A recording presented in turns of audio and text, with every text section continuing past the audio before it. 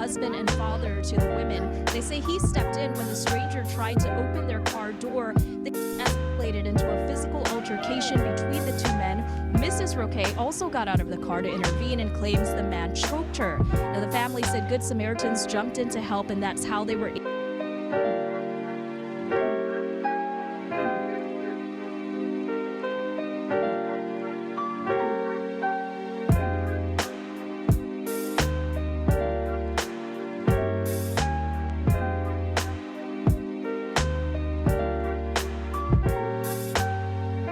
able to get away. Community members gathered outside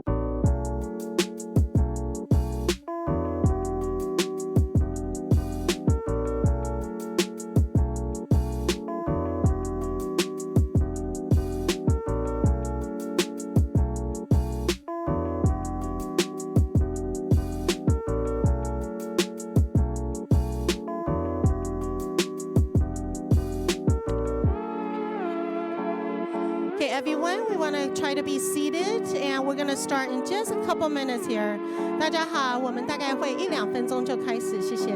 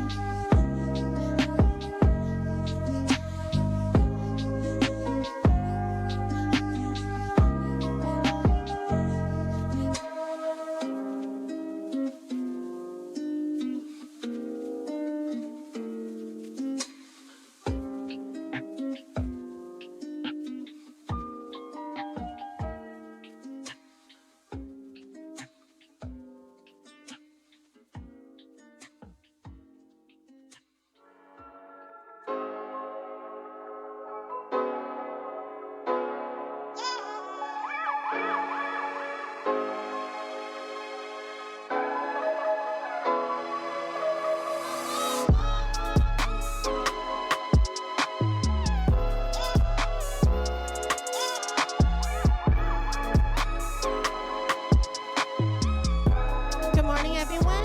So we're going to just do a quick panelist picture and before we get started.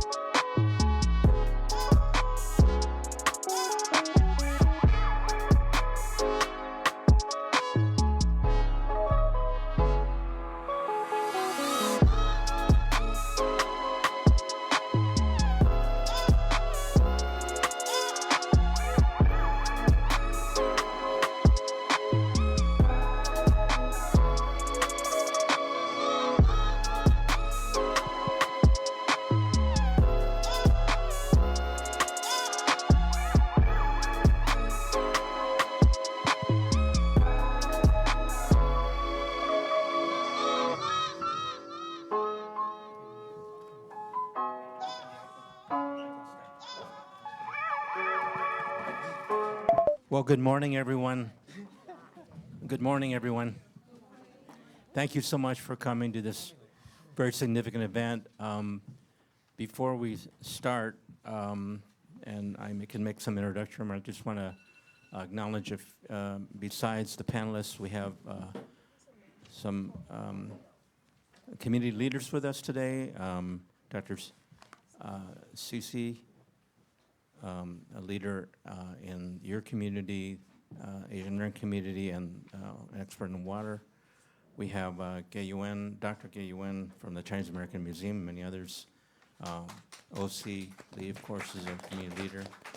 I saw Eddie Yen there, who's the president of the LA County Asian Employees Association, and there are many others. If I missed you, Mauricio, I think representing Assemblymember Mike Fong, Sam Luck, who's also another community leader. If we missed you, just bring your business card up and a $100 donation to the charity of your choice, and we will recognize you. And my colleague, Cindy Wu, will also make some introductions later on. Well, today, this morning, is a very significant date. Exactly 3 years ago, on March 16th, 2021, a gunman opened fire and killed 8 people in the Atlanta, Georgia area spas. 6 were Asian American Pacific Islander women. Thank you for coming today as we remember the victims of those shootings and see what we have learned since then. Let me start off with a few figures. The group Stop AAPI Hate has tracked nearly 11,000 hate incidents against Asian Americans in just a 18-month period that ended in 2021. A majority of those targeted were Asian Pacific Islander women. The National Asian Pacific American Women's Forum found that 74%, that's 2/3, of Asian American Pacific Islander women reported experienced racism and discrimination over the last year. And 53% said the perpetrator was a stranger or someone they did not know. In the East Asian community, respondents reported that 51% of women said they felt less safe today than at the start of the previous pandemic. And now this, only a few months ago, a nationally released poll found that 1/3 of all United States Asian American Pacific Islanders faced racial abuse this past year of 2023. If you can imagine this room and slightly more than this half, slightly less than this half would have experienced that racism. A third also, see Dara Smith, also another leader from the Asian Pacific Islander community, the Asian Employees Association. Thank you for coming. A third of Asian American Pacific Islanders, that's right, 1/3, said they've experienced an act of abuse based on their race or ethnicity this past year, including being on the receiving end of verbal harassment, slurs, physical threats, or cyberbullying. This new poll from the AAPI and Associated Press NORC Center for Public Affairs found that 15% of Asian Pacific Islanders specifically believe that they have been a victim of a hate crime. 15%. About half believe that racism is an extremely or very serious problem in America. About 2 in 10 Asian Pacific Islanders, 23%, they have experienced being verbally harassed or abused in the past year. 22% have been called a racial or ethnic slur. About 1 in 10 say that they have been physically assaulted or threatened physically. And about 1/3 of all Asian Pacific Islanders say they often or sometimes feel discrimination because of their race or ethnicity when applying for jobs. So what happens if you are a witness or a victim, or you are part of a family of a victim that has experienced hate? Who do you complain to? What happens to your complaint? What happens to the perpetrator? And more importantly, what can the community expect from the institutions that receive these complaints? Later this morning, in a few minutes, we'll hear from 5 local professionals and their take on what has been done by, particularly in their agency, and what can be done for those concerned about AAPI hate. But first, let me introduce the very Honorable Cindy Wu, who is co-founder, organizer of the Anti-Asian Hate Crimes Coalition, which is bringing you the event this morning in Southern California. She's been a devoted advocate to increasing visibility for AA and HPI and uplifting others in her community, and is a member of the Mountain View School District Board over 5 years ago. She's an acknowledged leader from the San Gabriel Valley and the main organizer for this event. She is the epitome of an activist and an organizer and a person of great conscience. Let's give her a huge round of applause, the Honorable Cindy Wu.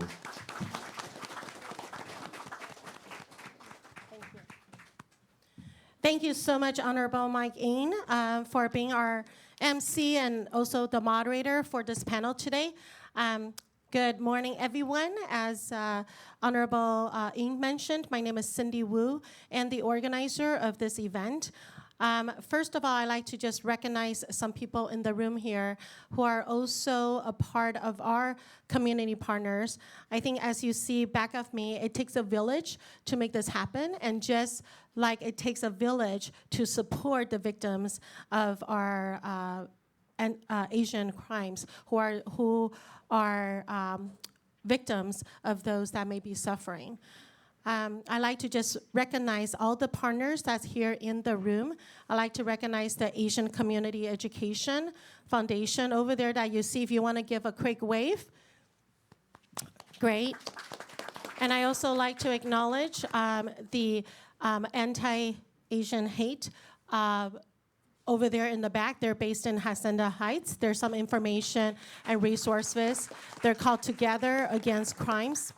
And also our biggest partner, the Asian Youth Center, that is here with us, that did a lot of behind the work in the back. And as well as you see everybody else here, we want to thank the City of Rosemead and the Park and Recs for working with us and providing this space, as well as the Asian Pacific American Dispute Resolution Center, the LAC-AAEA, the OCA-GLA, COS, and of course, also we're supported by the Department of Justice. We have our Detective Orlando last minute could not make it, but we're fortunate to have as well from Department of Justice and also inform us a little bit about what they can do for us on a federal level. And I'd like to recognize DJ Buddy, JJ Bakery, NT Foods for donating all the water and the bakery that you see in the back, as well as Alliance for Asian American Justice, ABC Foundation, and also the Taiwanese Benevolent Association that we have the president-elect here. I think as we continue this journey, this is only the first of 3 we're going to do this year. We're going to do another event in May. Hopefully we have the district attorney from the state of California joining us. I think it's important as you hear through the panel, you're going to hear obviously on a county level, on a city level, what they can do, but also you have Paul Chain, somebody that is a professor, but also somebody who helped create the AAPI initiative at the White House. So you're going to hear from different levels as well. And as Honorable Ng mentioned, that we are always going to be dealing with this, and hopefully what we do is just a little part to help support the victims and also provide resources that they may or may not know. And as the group gets bigger, we have some forms in the back for you to be on our mailing list to make sure you know about all the upcoming events that is going to take place. For some of you that may have RSVP'd, great. If you didn't, please leave your business card or information in the back so you know about all the events. As you came in this morning, that you may have been given a little candlelight, and if I can also acknowledge Tzu Ji, which is based in Taiwan, and they're like American Red Cross, and they are really the first people who's at every site. Any disaster that happens, I know they work with my school district in providing, COVID vaccine, dental, and medical. So at this time, we are going to take just a minute. We're going to turn off the lights. We're going to turn on our candles that I think all of you have. And I just want to mention the candle is not for you to take home. They're very kind in lending us the candle. So if I would ask that as you stand, thank you very much, Monique. Make sure I have one as well, and all of our panelists have one. So in a moment, thank you very much. We are going to turn off the light, and we are just, may not be the best for media, and I'd like to acknowledge our media friends that's here, Venom, the Venom newspapers, the Korean, the World Journal, and any mainstream, I believe Channel 5, and maybe a few others. Thank you all, media friends, for sharing the story. Now we're, in just a moment, we're going to turn off the lights. We're going to ask you to turn it on. There's a little button you press in the back here to turn it on, as you see. We're going to turn off the light. We're just going to take a minute or two, not yet, a minute or two to just remember the victims that experience what happened 3 years ago on this exact date, March 16th, that what they may have felt, and also for any of the hate victims that here in the audience and also joining us online. This event is being streamed on YouTube, so if you do know anybody else who may have benefited from this that was not able to be here today, it is being recorded and it's on YouTube. And after we share a little moment of that, we're going to turn off the light and just have the candles on, is that we're going to ask one of the victims here. I just want to acknowledge the Nguyen family that I think some of you may have saw. unfortunately, he is under the weather. I think just due to all the trauma that occurred. He's been ill since the incident, and his mom, which truly touches my heart, Christine, has also been suffering. And I think some of the media may have known is that hate crime doesn't just happen to adults. The family of Nguyen, 9-year-old child, has been suffering hate crimes, racial slurs being done to him for the last year and a half, 2 years. He was a victim of attack 4 times in the last 2 years on school site, on campus, and most recently at the end of February, he was attacked, arm choked. They grabbed him by the neck, held him in the air, and 10 people hit on him and arm choked him where he was hospitalized. And that is something that us, unfortunately, the mom was gonna speak today, but you know, she's been suffering since the end of February, and it's been, you know, lack of sleep, lack of food, so she's not in a place that she can share that. But hopefully, after we have just a moment of remembering this, that we will have a story from Win, who is going to be one of the founding members, to just share briefly about her story.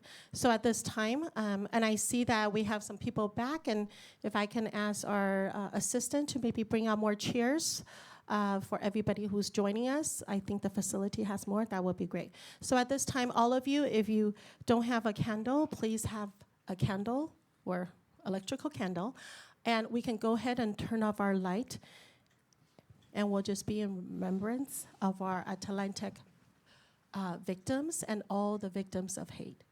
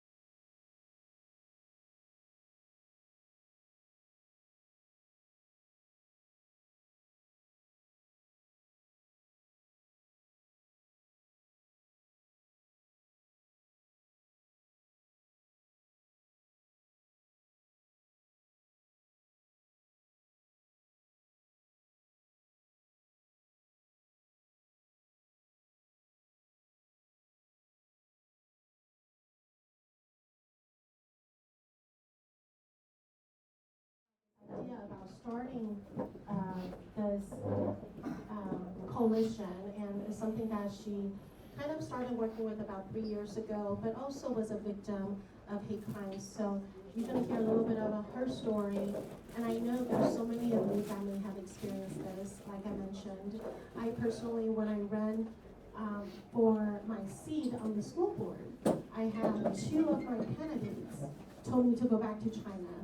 And I'm not from China, I was born in Taiwan. But that just tells you a little bit about all the things that we may be dealing with. So we have, I think there's some questions. I know there's a lot of questions you may have. So if you would, please fill out the questions and give it to one of our volunteers. Can you, our volunteers, raise your hand so we know? And thank you all the volunteers for being here. Yes. So give it to the front, or just raise your hand. They'll come and collect it from you. Is that we have, we want you to ask questions to the panelists. So please do fill out your little questionnaire. And now I'll ask Lynn, is also known as Marina, to come up and just give us a little share about your concern.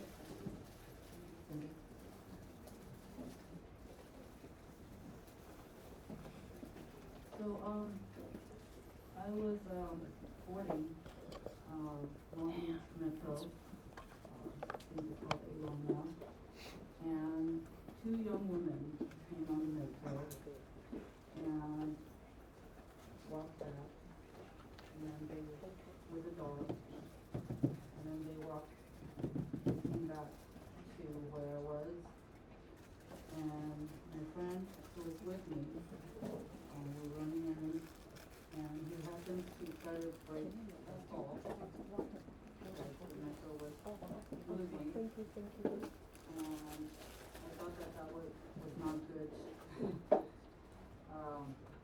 There could be misunderstanding. So I told him he might not expect me to do that.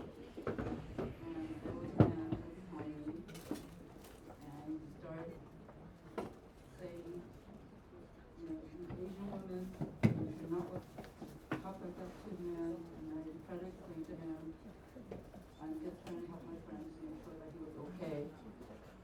And he was not being reasonable, so immediately I understood that he might not be in his right mind, and I moved away from him.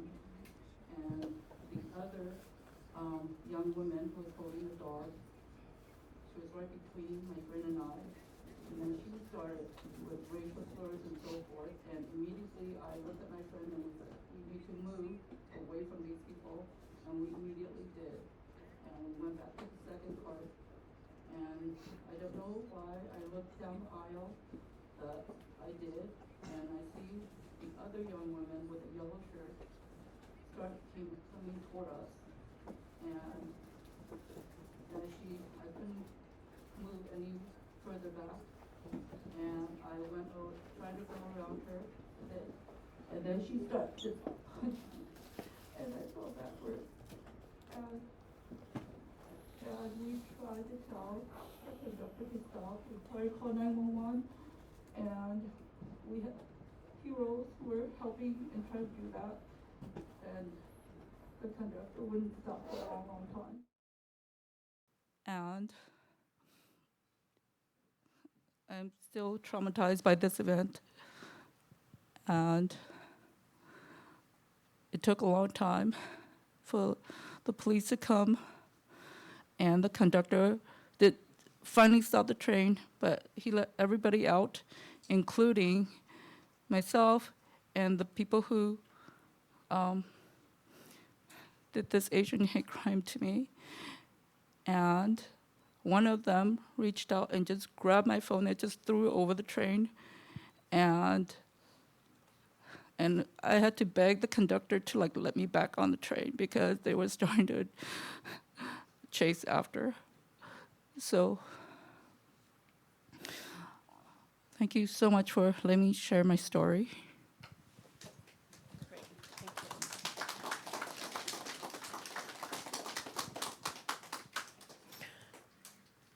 So I'm going to turn over the mic to our moderator, Honorable Mike Ng, here shortly. But I think as we come together, you'll hear we have the top hate leaders, the top leaders who manages hate from LA County Sheriff, from LAPD, as well as Ms. Esther Lim, who wrote a book on hate, and as well as the Department of Justice. So now, so I hope you find this valuable. There's surveys, QR code along the wall. We'd love to hear your feedback on how we can continue these various workshops and the event in May and in September. So now I'd like to ask our moderator, Mike Ng, to come back. Thank you so much for being here as well. Thank you. Thank you, Cindy. Let's give Cindy Wu a round of applause. Thank you so much. I feel like I come to a dinner where the food was prepared, the table was set. All I have to do is come and sit down because your events are so well organized. And thank you again for those heartfelt comments to our guest. Really know that it takes a lot to share a personal story. Asian Americans in particular, culturally, were taught not to share our grief, and it takes a lot to stand up before people, especially strangers, and talk about that story. Let's give her another round of applause. Thank you so much. Where is she? Okay, thank you so much for being here. We also see some additional guests. Nancy Yap from Cause, thank you for being with us today. And I saw Thomas Wong, Mayor of Monterey Park, was here. Thank you, Thomas. And Henry Lowe, also a past Mayor of Monterey Park, currently council member. Thank you for joining us. And Cindy will introduce others as we go along. So I think the stage has been set. We hear some statistics about hate crimes we've heard firsthand and from a victim of hate crimes. And so now the question is, what is a hate crime? What happens if you want to report it? And if you do report it, what agency do you report it to? Is it a local police department, or is it Human Relations Commission, or what? Is it the county level? Is it the federal level? And then what happens after you report that? What happens to that complaint? And more importantly, what does the community perceive as any progress or lack of progress that we've made in reporting hate crimes, and how do we address their concerns, our concerns? So we're going to be asking our very distinguished panel. Let me tell you, you probably will not see again such a distinguished a group of representing various agencies that are coming together, and we're very honored that you were here this morning. Each of them will be asked a question, and then how many of you got the white cards? Is there, Cindy, where are the cards? Any of you have those cards? Okay, we're going to pass out cards, and we're going to ask you to fill out a question if you have for any one of the panelists. Try not to ask a question for all the panelists, but direct toward one. And then Cindy and her staff, volunteers, will collect them just prior to the last speaker. And then we're going to go around to the panelists and ask them to perhaps answer one more question. Okay, so are we ready to go? Yes. Okay, great. One person. We're going to start anyway. So we're very honored to have all of our panelists, but today we have Assistant Chief Blake Chow. And forgive me, I'm going to be using first names because we want to, this is a weekend. Monday through Friday, they get to be called by their professional names, but today, hopefully they're off duty and we can be a little bit more informal and more accessible in that regard. So Assistant Chief Blake Chow has been with the Los Angeles Police Department for 33 years. Wow. Started when you were 5 years old, huh? He's currently an Assistant Chief over the Office of Special Operations. He has oversight of counterterrorism, the Metropolitan Division, SWAT, K-9, Bomb Squad, Air Support, Transit System, and the 2028 Olympics. Wow, and you're still here today. That's all, huh? And I know that you're one of the most visible leaders from law enforcement that I have seen at so many events in the community. So here's the question for you, Blake. Given your knowledge and background in the AAPI community, what do you tell community members, especially seniors, especially women, who feel unsafe, unprotected, and forgotten? Is the answer more police, or is it something else? And or whatever comments you want to add. You have up to 5 minutes. I believe someone's a timer here. Okay, so this gentleman will, when you have 4 minutes left, will say 1 minute, and then when it's time to stop, he will close the lights and raise a candle. Or he can give me the hook, too. Okay, then you can stand if you want or remain seated, up to you. Good morning, everybody. Thank you, Mike. Appreciate it. That's a very complicated question, but what I wanted to start off with is, you know, AAPI hate and hate crime in general and hate incidents in society is nothing new. This has been around for a long time because every one of us, and we're all different ages, have experienced something along the way as we're growing up. My brother and I experienced things in school, but unfortunately back then nobody really cared or nobody really did anything about it. We didn't have these types of community meetings to discuss this issue. More specific to the question that was asked, for our community members, number one, we have to report hate crimes and hate incidents. If we don't have the data and we don't know what is going on in the community, then we can't help you and work with you to stop those types of things from happening. So you have to report, number one, and there's several ways to do that. You can call 911, and I understand in many communities in Los Angeles, there's a reluctance to call 911 because there's different levels of trust with police officers, but you have also community groups that can report hate crimes and hate incidents. And in Los Angeles, we just launched an online reporting of hate incidents, we being kind of one of the only agencies probably in the country where community members can get online and report hate incidents. And if they don't feel comfortable doing that, they can go to what we call our trusted community reporters, and they can actually have somebody fill the form out for them. That goes into our system so we can start tracking what's happening in our community. The second thing is that we have to do is once we understand that there's a issue coming up in a community, we want to do everything that we can to make you feel safe. And sometimes that is more police, sometimes it's being out there working with our community-based organizations so that we educate others about hate crimes and hate incidents, so that, again, as we see what is happening in a community, if something happens in a community and we know about it, we will actually put extra officers in that area, number one, to try to catch somebody or, a suspect that is committing hate crimes because we have to prosecute them, but also really more to ensure that our community members feel safe.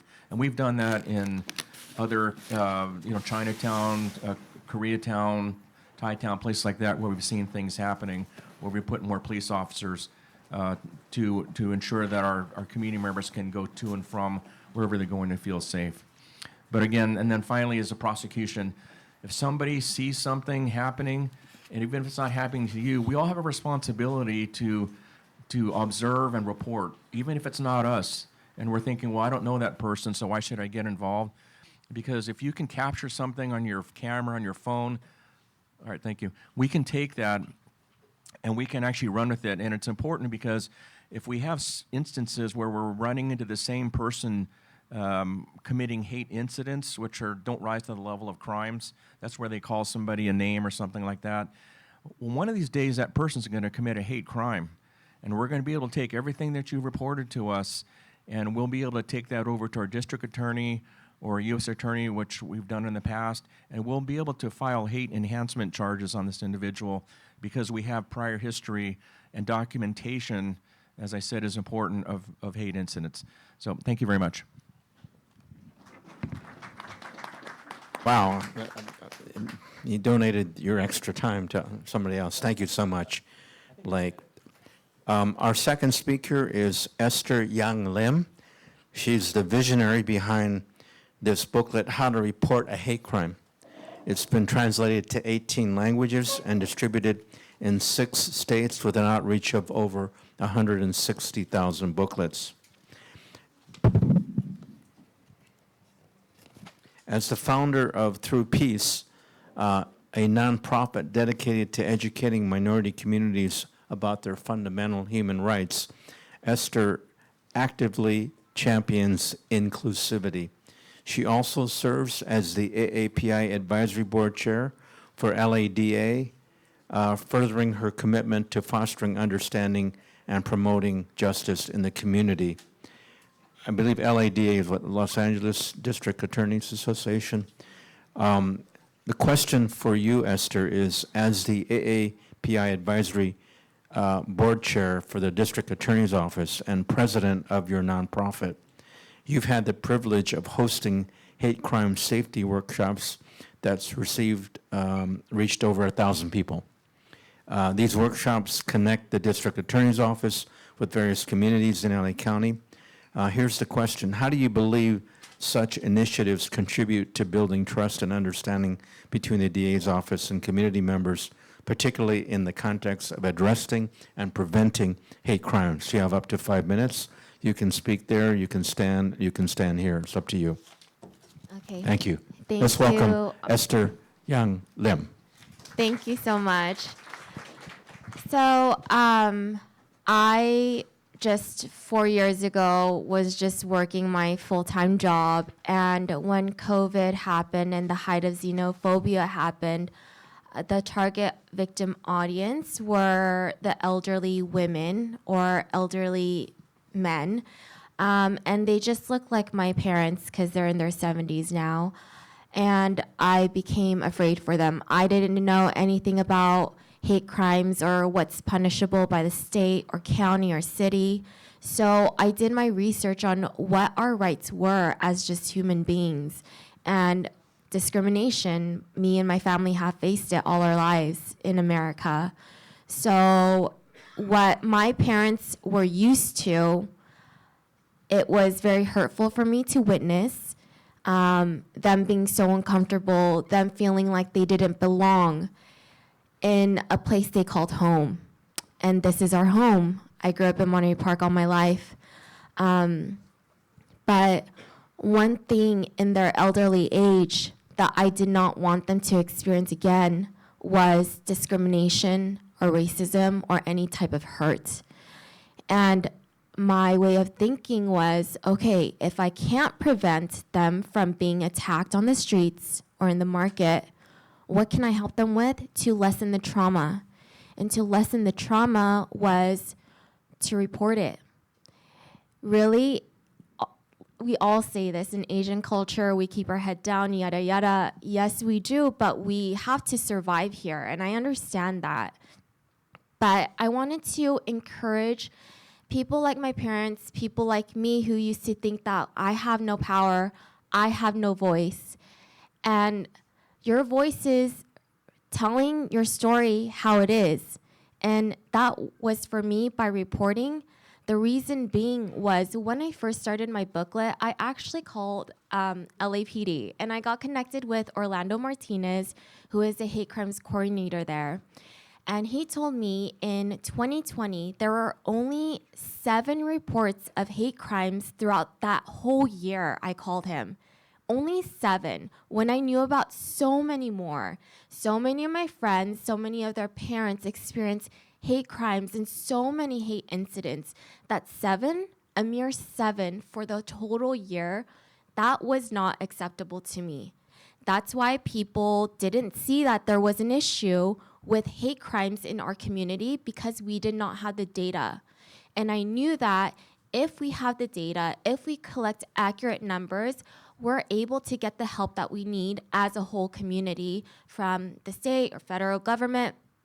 But basically, because of knowing that, I decided to write the booklets of how to report it and the importance of reporting, because collecting that data and reporting is just as important as voting.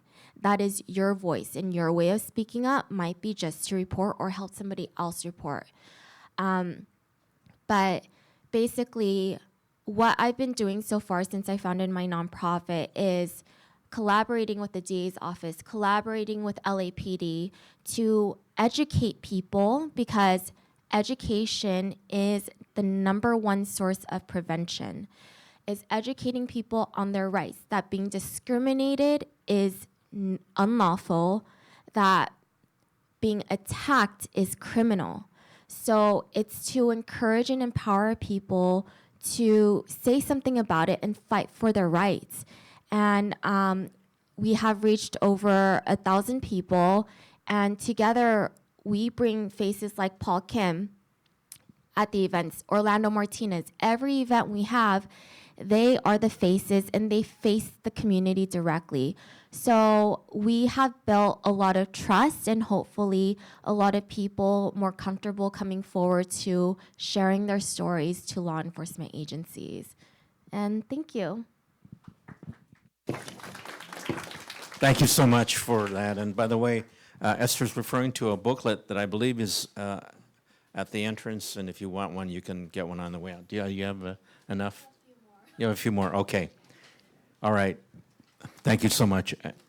Esther Young Lim, give her another round of applause. Thank you. Is Cindy Wu still here? Is Cindy here? I think she's outside. Oh, she's outside? Okay. Are you going to be here for a little while? Okay. How about this?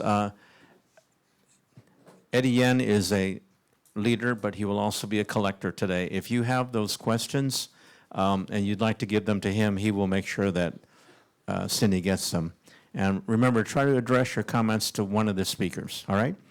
So our third speaker is Paul Chang. He's a lecturer at Cal State University, Los Angeles, where he teaches intergovernmental and intersectoral governance in the MPA program.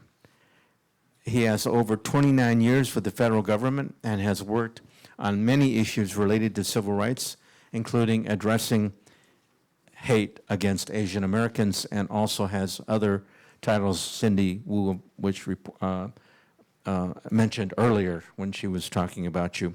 So here's your question, Paul. Given your knowledge and background, especially with the federal government, what have been the programs or efforts that have been met with success in dealing with Asian hate at the national level? And if so, why and how, and anything else you may want to say? You have up to 5 minutes. Thank you. Thank you, Mike.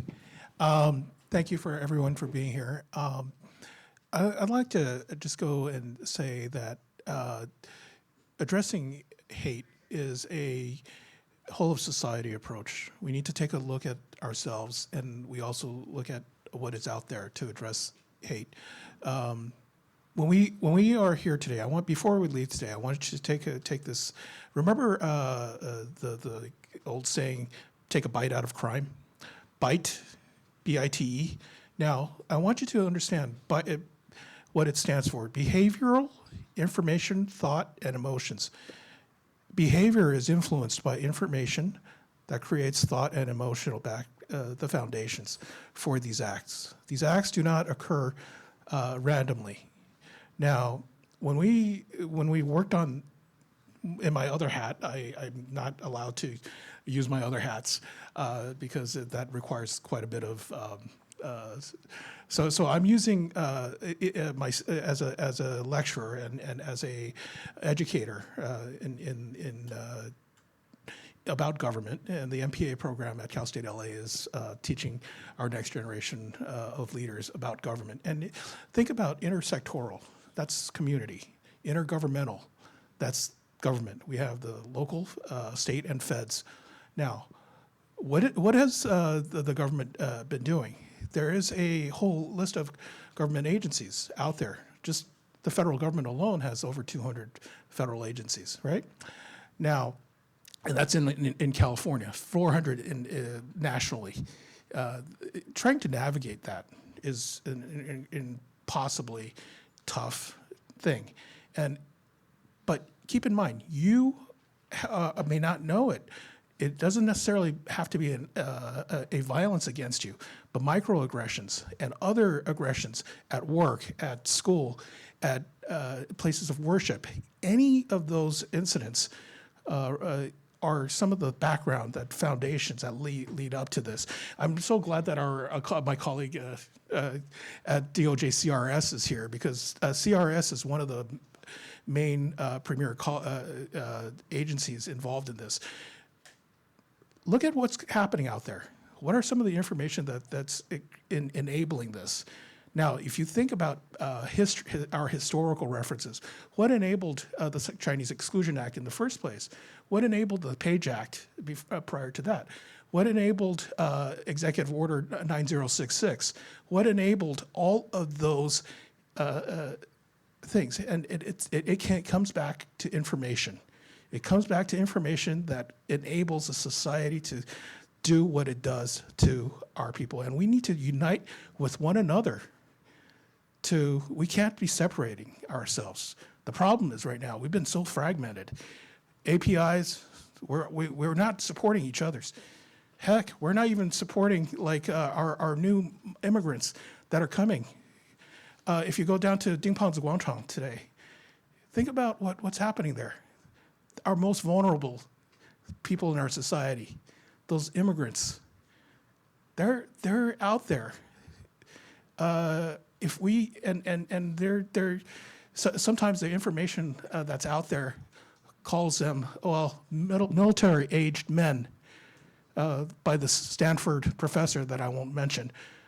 These are some of the things that are out there creating these fundamental foundations of hate.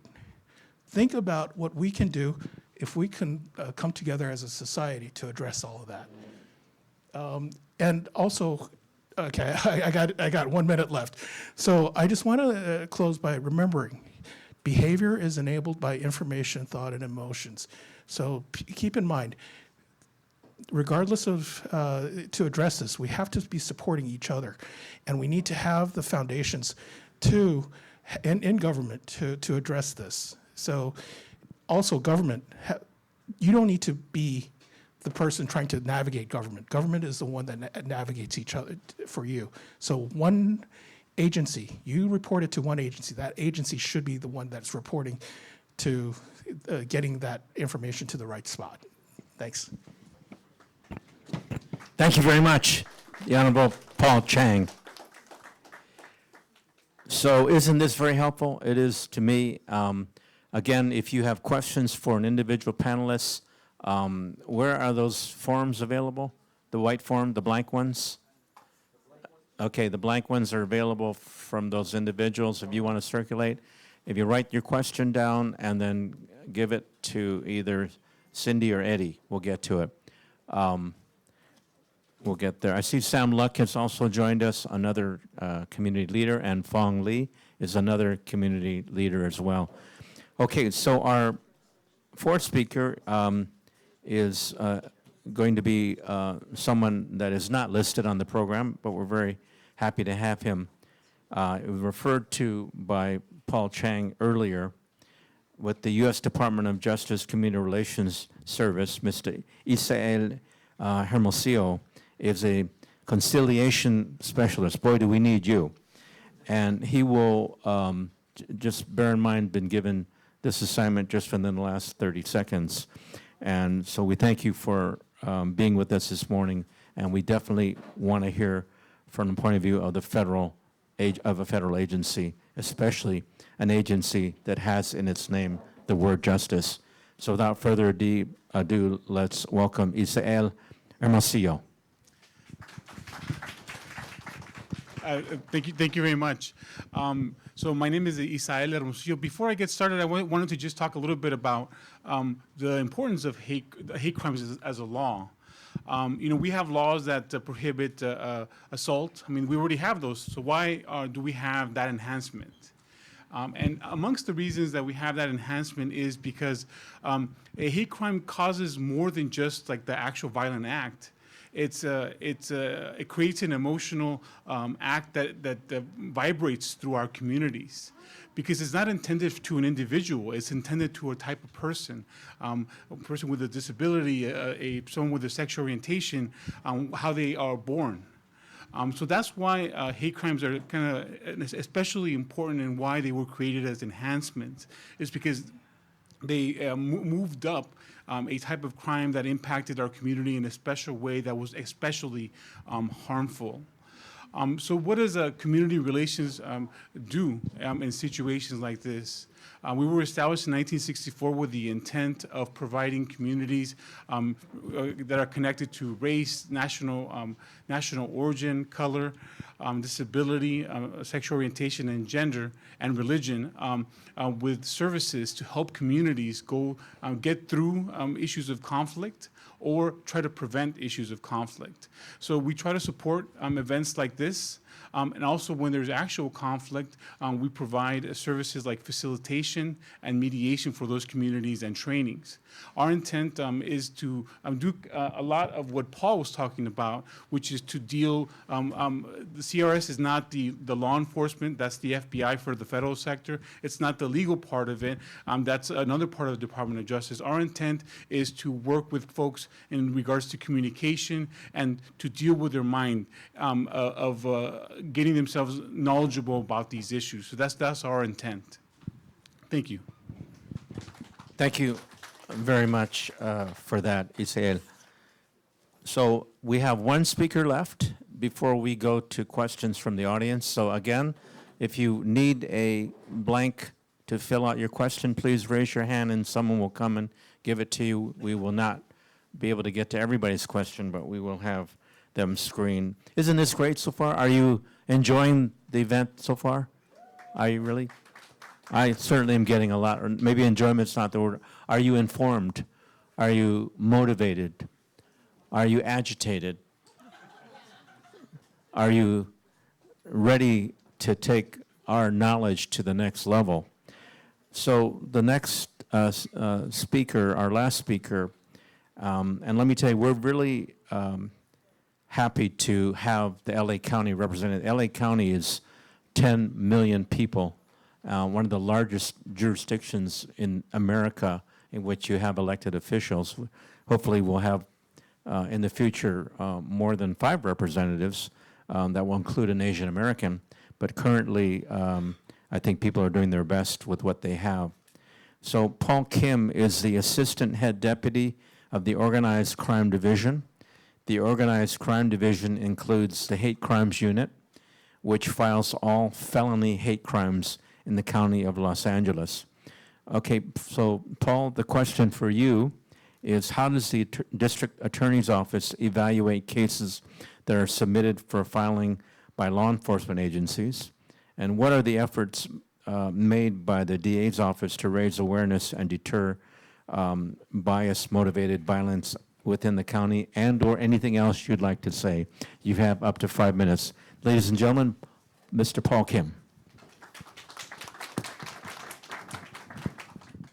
Good morning, everyone. I'm going to stand up because I'm underneath a vent and I'm partially frozen right now.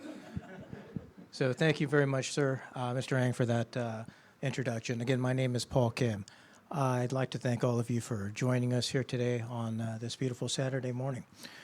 So, as Mr. Ng mentioned, I'm the Assistant Head Deputy of the Organized Crime Division, and we file all the felony hate crimes for the County of Los Angeles.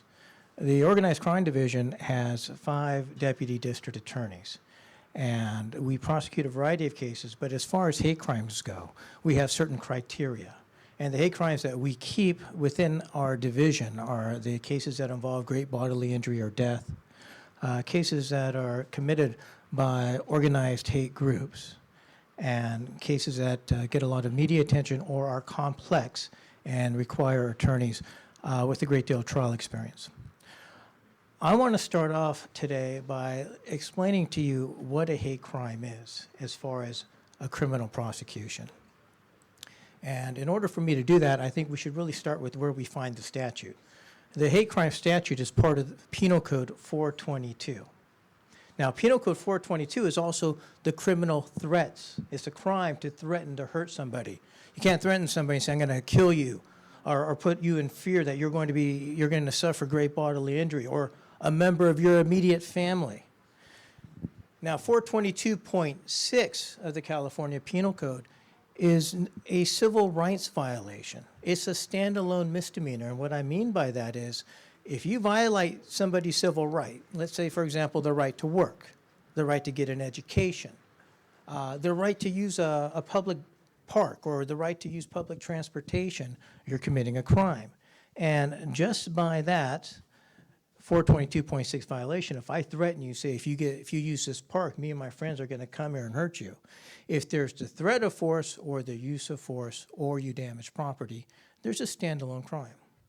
But when most of us here in this room think of a hate crime, what we're thinking of is a felony hate crime. What we're thinking of is a crime that has been committed, and then there's an enhancement, an allegation that's added to that. Now, we have a variety of enhancements in the county. We have great bodily injury enhancements. We have hate crime enhancements. And what this does is it adds time on top to the substantive offense. Let's take for example, an assault. Somebody gets hit in the face, and somebody uses a pejorative, a terrible word, when they hit you, so you know that the reason the crime happened was because of a particular characteristic, let's say ethnicity, or religion, or sexual orientation.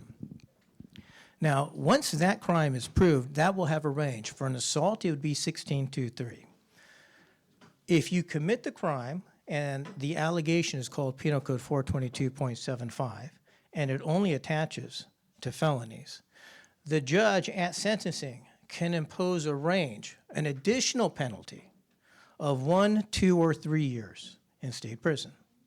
If one or more people, if two or more people commit a crime and it's found to be a hate crime, the judge, when it comes to sentencing, can impose an additional 2, 3, or 4 years of state prison for that charge. Now, the courts have held that this is fair and appropriate because it's not doubling up. Whatever crime you committed, whether it was an assault, whether it was a criminal threat, whether it was a battery, that sentence is punishment for that crime. What the hate crime statute focuses on isn't punishing you for committing that crime, thank you.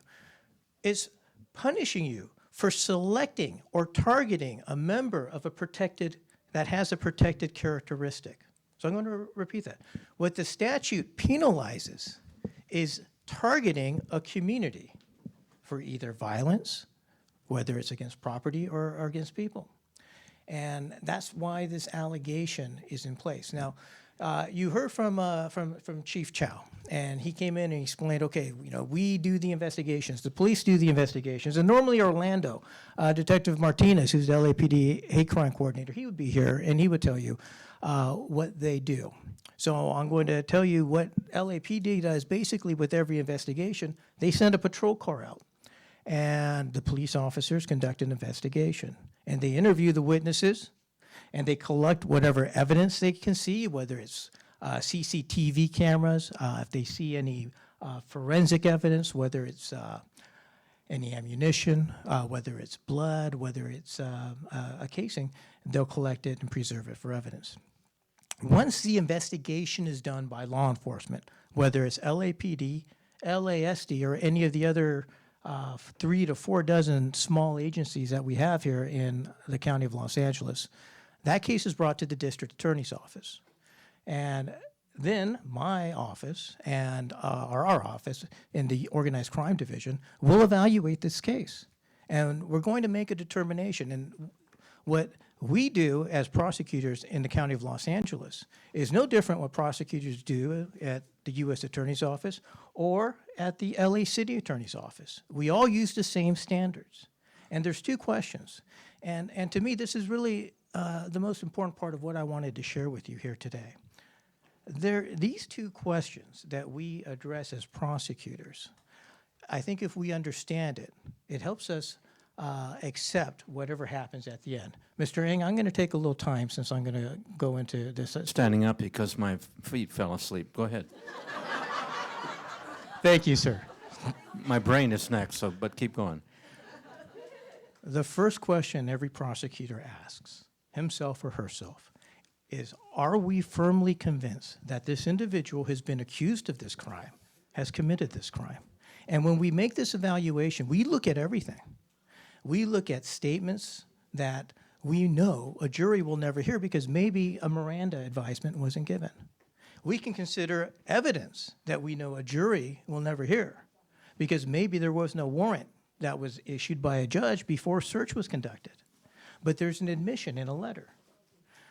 Now, this is the first question every prosecutor asks themselves. Do we think this person committed the crime? Now then, once you believe the individual has committed the crime, you begin a second analysis. And this is the more critical analysis.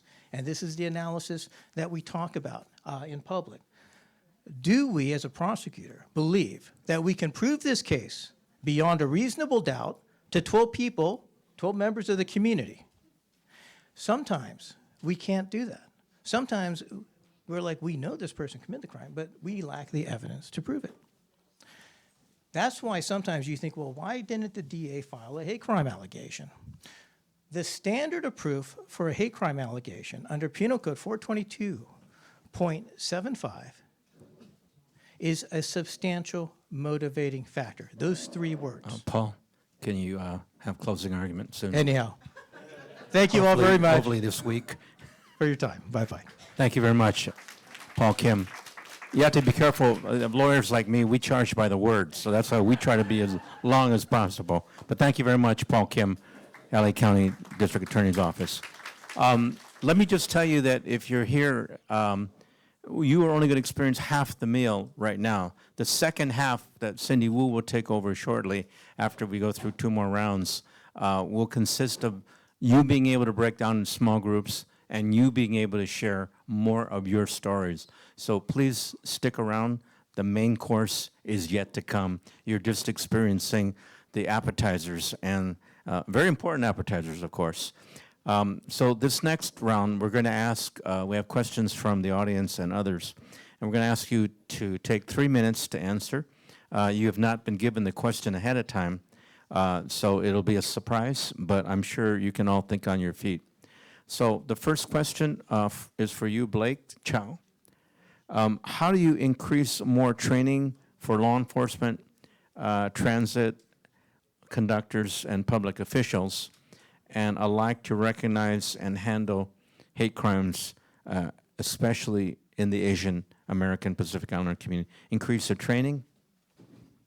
Yes, that is a good question because that was one of the things I was going to talk about after our victim gave her story, because we have gone on a training program with our police officers that is continuously going on because we're always getting new officers in. They have to be trained regularly about what to recognize when somebody reports a hate incident or a hate crime, because we've had issues in the past where they're not trained so well. They go to a scene, somebody tells them something, or they describe something that would be a hate incident where they were called names, and they basically tell them, well, there's nothing I can do, and they leave. That's the last thing we want to do for somebody that's been the victim of a hate crime or hate incident. So we have a regular training regimen for our police officers in that respect. We also received a grant from I believe it's from the Department of Justice that Dr. Ishida is working on, where we're going to be going out in the community, working with our police officers and our community members to educate on AAPI hate crime and get people to report. And finally, we have to take that training and we have to teach the operators of our buses, our trains, people that are in the stations about what they're seeing and what we expect from them when they witness a hate incident or a hate crime.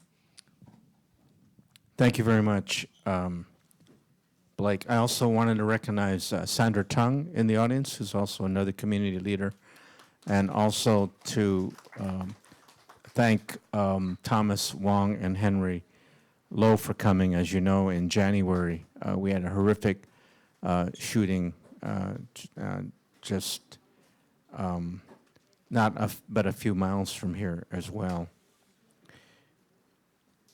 This next question is for Paul Chang from Cal State LA, and I will try to read this with some understanding of what it is asking. The question for you is it possible to change the perception in America that China is the enemy and hence Chinese Americans, and hence Asian Americans are the enemy. What is the root cause of anti-Asian, anti-Chinese, anti-everyone hate crimes? And how do we use education, which is your specialty, as a tool for that? Thank you. Thank you. You have 3 minutes. Thank you for that question, because this is it's very difficult to and it's a complex question, because it's very difficult to divorce foreign policy with domestic policy and what is going on and what you have to understand. And I want to just also piggyback on what Blake said. There's an agency called DOJ COPS, COPS, Community Oriented Policing. It's another division within the Department of Justice that puts out training materials for law enforcement and best practices like LAPD, LASD has these best practices that can be shared with other parts of the country. Not every law enforcement agency is like the cream of the crop for like in the United States, like LAPD is. We have all, or LASD, LAPD, of course, but I just want to let you know that information that's out there is actually being created to change the minds and the emotions and the thoughts. That's really when the opportunity comes. The hate crimes, hate incidents occur because an opportunity occurred. That opportunity occurred not by random. There is a foundational set that enabled that to occur in the first place, and that is enabled by information. Now, if you look at some of the information that came out before the spa shooting, what came out before all the attacks that's out there. Let's go back. How were these things enabled in the first place? Going back to a policy, a foreign policy. Yes, you're right. It was a foreign policy situation that really started a lot of this. But the thing is, but it was not just that. It's a combination of all sorts of stuff. You can't just limit to one particular thing. And I want you to look at what's happening right now. We call hate on what it is, and sometimes it's just false information. Look at when you have information that's out there, let's say, for example, beheading of babies or rape as a tool for terror. Now, what does that cause for you as an individual with emotions? Now you find out that information's false. What does that do? Keep in mind, information out there is designed to create a emotional and a thought-provoking response from you. That behavior is enabled by that information, and that enables your thought and emotion to occur. That is why I put that out to you. Thank you. Thank you very much, Paul Chang. Also want to recognize Emily Wu, who's another community leader. Emily, and also in the field of mental health. Thank you for joining us, Emily. So Esther, here's the question for you. And again, those booklets are available out there, and you have enough for everybody here? I only brought like 6. Okay, so we'll drop them in your neighborhood from a helicopter, maybe, I don't know. So Esther, here's the question for you. What community resources are available to victims, health, mental health? How can responses to hate be more informed about the trauma aspect? You have 3 minutes. So with the creation of my booklets was the intention to reduce the trauma. And a lot of studies have shown that people who are victims of crime, who come up to report, recover from their trauma faster than those who don't, because you're in a scenario, you're a victim, that's something that you can't control. Like, obviously, a person's behavior is something you can't control. And so if you have the option to report, and knowing that option, even if you choose not to, some victims recover from their trauma faster because they knew that they had the option to do so and to control one aspect of their lives that they could. And it's either to report or not. And if they choose not to, it's okay. If they choose to, it's good, it's great. But in my booklets, there's a contacts page that lists LAPD, DA's Bureau of Victim Services, or Crime Stoppers, which is a nonprofit organization run by the Sheriff's Department where you can report anonymously. And now included is a contact for your local mental health care facility, such as the Chinatown Mental Health. What's it called? I'm so sorry.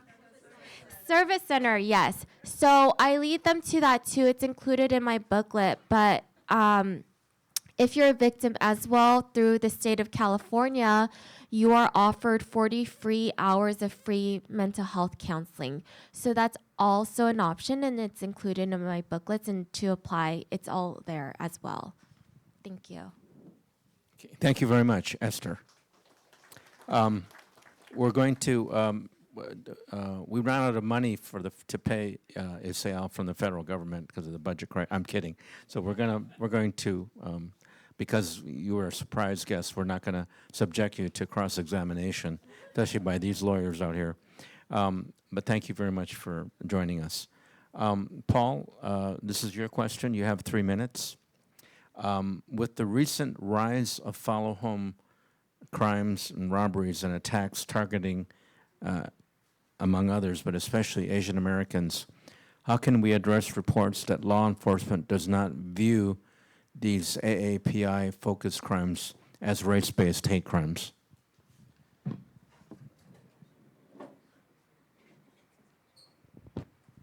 Thank you for that, Mr. Ang. You know, the Organized Crime Division also prosecutes a lot of these follow-home invasions. We prosecute a lot of violent crimes, the casino follow-homes, and a lot of the follow-homes that just happen on the freeway. A lot of these cases, they are concerning because sometimes we're going to find out that they're targeting certain areas. We all heard and saw on the news when there was an Asian woman that was at an ATM. Somebody came up to her at the ATM. I think it was somewhere around this neighborhood. And they dragged her from the ATM by the purse. The way that these issues are addressed, first of all, is through partnership. We work with LAPD. As far as working with LASD, they have a task force up as well. So we work closely with our law enforcement partners because it's important to get in early to prove these cases, because a lot of these cases are going to develop based upon expert testimony in the form of cell phone records, GPS records, and that. So to the individuals that are saying, yeah, I'm concerned about it, I want you to know I'm concerned about it. The district attorney is concerned about it. We take this very seriously. And the way we address it is by working with our law enforcement partners. We meet regularly with LAPD. We meet regularly with LASD, and if there's a local agency that's near a casino, that's near an area, some sort of, like a good example is Beverly Hills. We have a very good relationship with Beverly Hills. And as far as addressing this issue, I want to jump back to Beverly Hills. We got a tour from Max Shubin over at the Beverly Hills Police Department about 6 weeks ago of their Real-Time Watch Center. The Real-Time Watch Center at Beverly Hills has over 2,000 cameras in the city, about 200 license plate readers. They're storing the data right now for about a year, but they're going to move to a 2-year platform.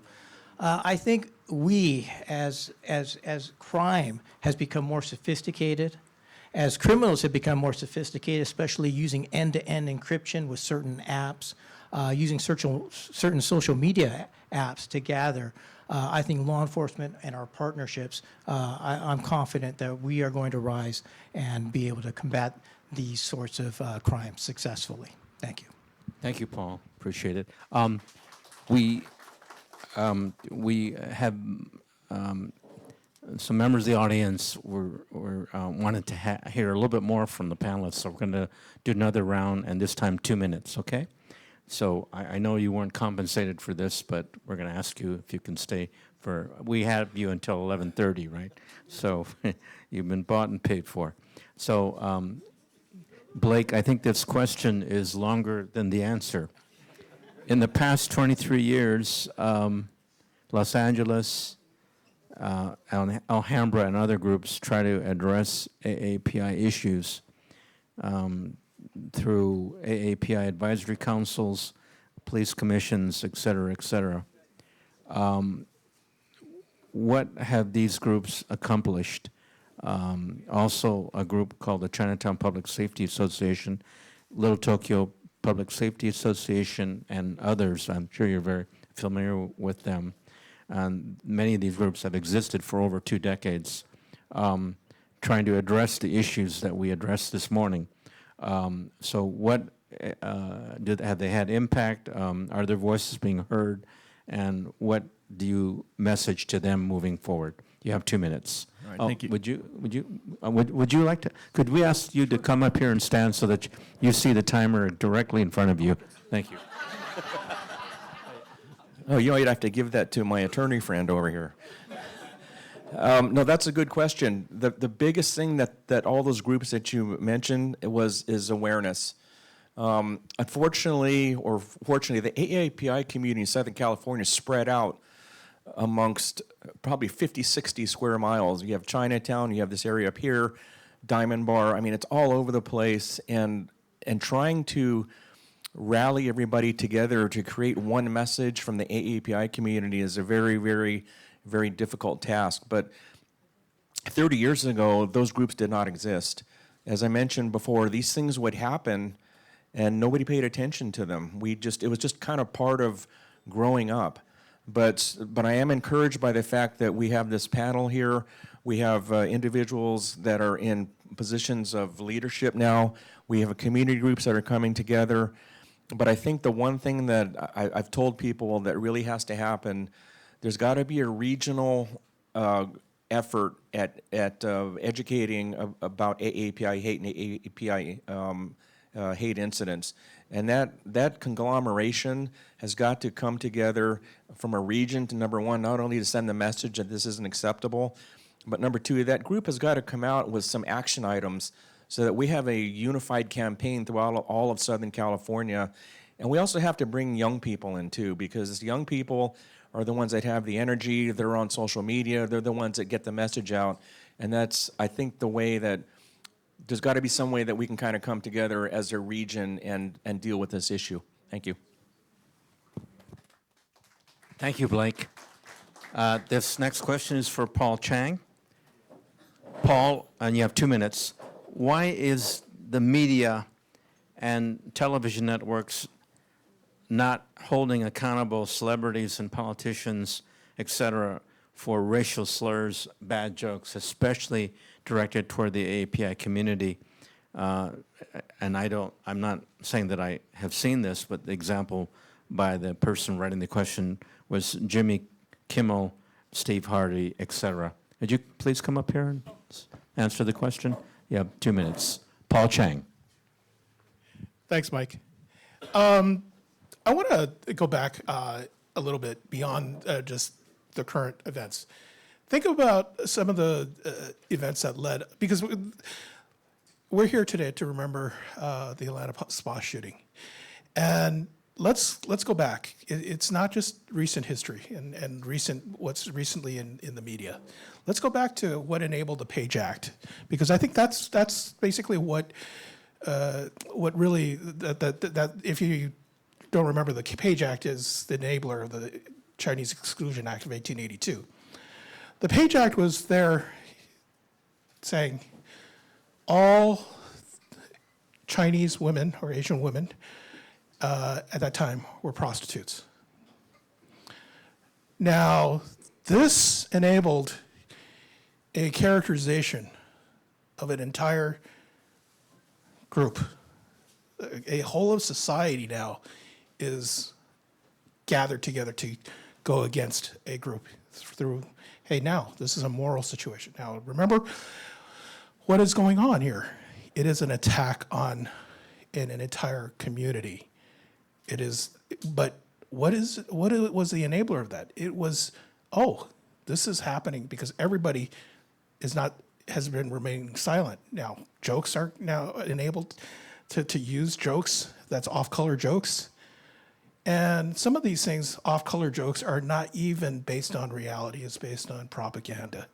We have to understand what is propaganda that's enabling some of these actions that occurs in the first place. And that's from the Page Act to the Atlanta Spa shooting. Asian women in particular are being mistreated, but also targeted in that specific region. And it's been normalized and accepted. Thank you. Thank you, Paul Chang. Okay, Esther, here's your question. Again, 2 minutes. What healthcare services can victims of physical assault receive after a hate crime? Esther, can you come up here, please?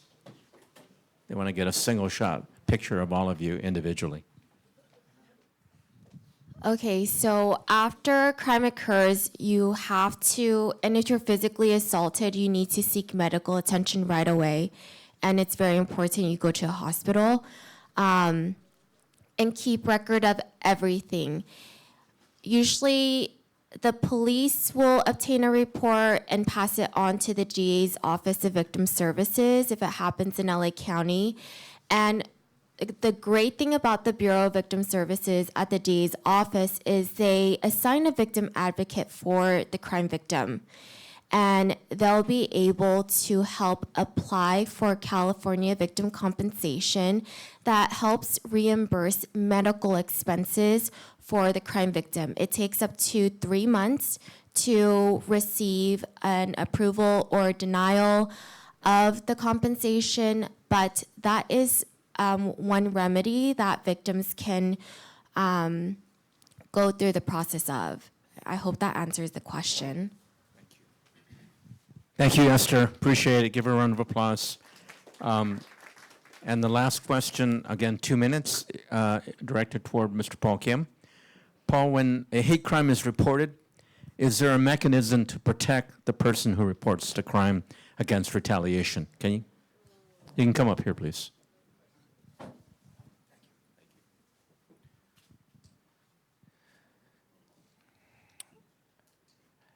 You know, that's actually a very interesting question.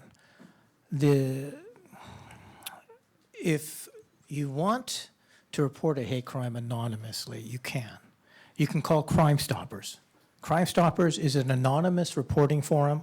Whether you call or you email Crime Stoppers and you share that information, your information is anonymized, and Crime Stoppers does not share it.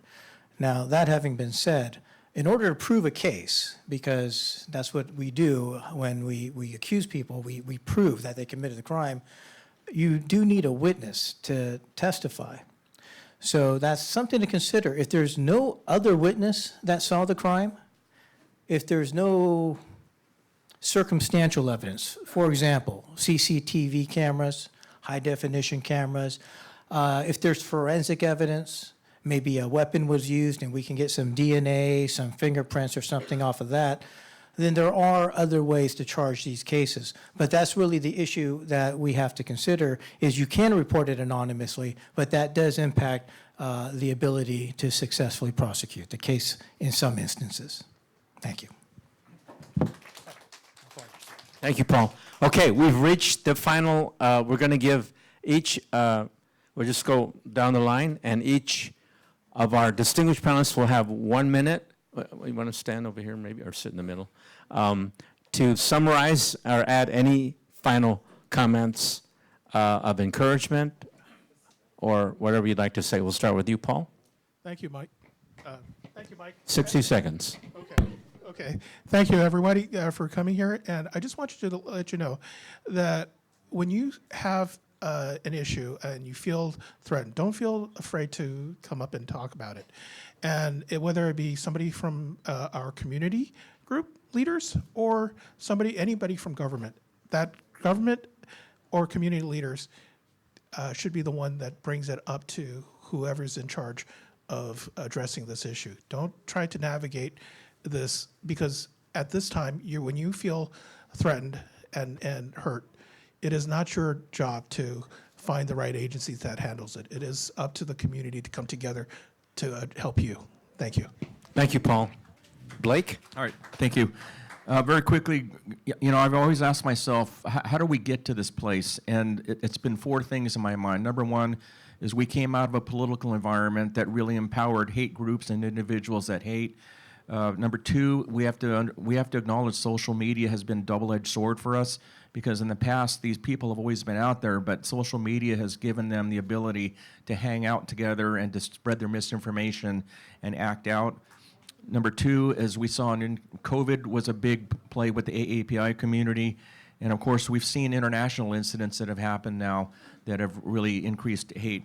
Well, what can we do as a society? As we mentioned, we need to stick together. We need to send the message that's not, this is not accepted.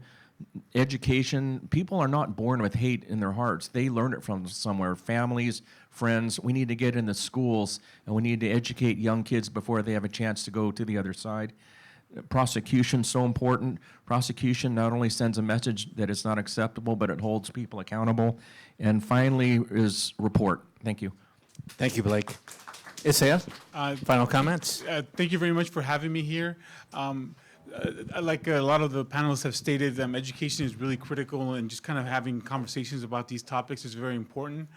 With that in mind, this conversation continues throughout our community. On March 20th, the Department of Justice and the El Monte Police are going to be hosting an event in El Monte, Lambert Park at 5:30 p.m. We're going to have the U.S. Attorney present, and also the FBI, along with the District Attorney and Ms. Kim as well at the event. So please, for those that were not present here, please let them know that there's other opportunities to get some of this information. Thank you. Thank you, Isaiah. Esther, thank you. Thank you for having me, and thank you for coming out. I just want to give some assurance that for those who have felt like they don't belong here, I want to know that you're seen and heard. I understand completely where you come from. One thing I want to help prevent is people going into isolation that leads to depression and a lot of mental health issues that comes from that, and also a lot of heart disease.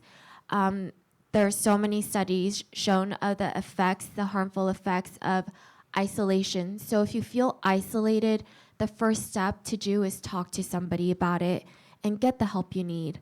Thank you. Thank you, Esther. Paul?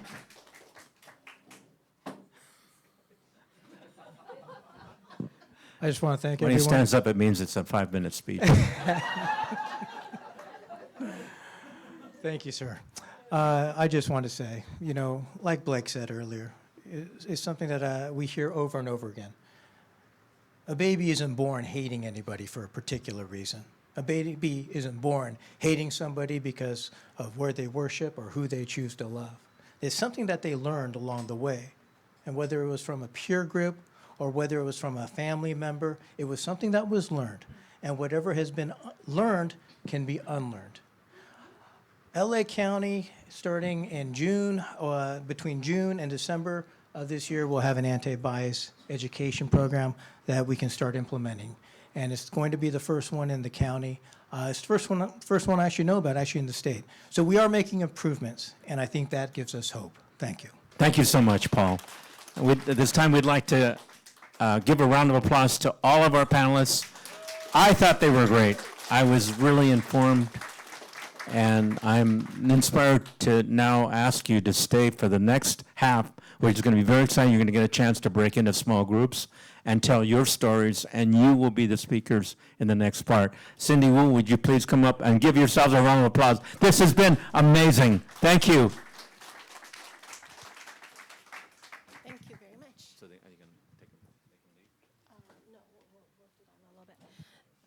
So if I could just ask all the panelists to stay put. Right now, we're going to ask all of our community partners to come up and just share 1 minute about what your organization do and how you can help. As Esther mentioned, right, is that there are people here. We are here to support you, and you're not alone. So I like to ask all the nonprofit partners, if you can come up, maybe stand in the front, followed, then we'll take a good picture with the panelists, okay? So all the nonprofits, so Together Against Crime, Asian Youth Center, I'd like to publicly acknowledge Heidi Lau, who's been an incredible partner in putting on this event. She's really helped a lot tremendously. So if you guys just want to stand here in the front, maybe, I think that will work. All the nonprofit that is here, I know there's quite a few, and I just want to also acknowledge and thank. So earlier I mentioned Channel 5, but it wasn't Channel 5. It's actually CBS 2 and ABC Channel 7 that's here with us. So all the nonprofit partners, I know, you see some back up here, but if there's anything you guys can do in providing the space, please just share. And if our timer can just make sure we have just 1 minute allowed each for them. And as Honorable Ng said earlier, what we're gonna do after this is we're gonna allow, the chairs are set up about 4 per side. So we're gonna ask you to just come together in the 4 that you're in a row. And we're gonna have a small group on each row that you can share if you've experienced any hate crime that happened to you, or just some reflection, and then we'll come back to the main group again. So I'll start out with with the president of the Taiwanese Benevolent Association. Thank you, Cindy, and all the panelists. I think this is quite educational as far as I'm spreading out a message to my group. Really, this is a learning process. Hopefully, we can learn everything new. But anyway, I was the one posing the question for Professor Chen. Basically, I think the federal leadership really has a big impact on any particular so-called hate crime category. And I would just say, as a Chinese American, I emphasize I am an American. So, but unfortunately, if those other people, they think they may be patriotic because the federal advocating China is our enemy, we want to do something about it. So in a lot of other people, on educational people mind, I am a Chinese. So that's why I think for recent years, all the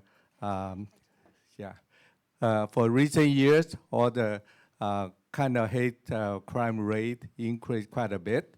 I contribute to the policy and also misinformation. For example, COVID-19 was created by China, so that's why we want hate China created. Something like that. Thank you. As I mentioned, I want to give a special applaud around to Heidi and her team, who's been helping me really in the partnering in not only being our financial partner, but also for really partnering, putting on this event and future events. Heidi? Hello, everyone. Thank you very much for having us to be part of this incredible event. And AYC, we have been addressing the hate crime and hate incident since the pandemic. So starting in 2021, we have the Stop Hate program that addressing hate crime and hate incident through community outreach education, workshop, and training. And also starting last year, we have our Stop Hate steering committee, and we have the member, Kevin, Cindy, and also some new member, Elizabeth, to join us this event today. So we are looking forward to partner up with Asian American Hate Crime Coalition in the future for future events. Thank you. Translation. Oh, translation. Oh, yeah. So Asian American Hate Crime Coalition, we also have translated mental health workshop and also training. So please go check out that website to check out the workshop and also the training. Thank you.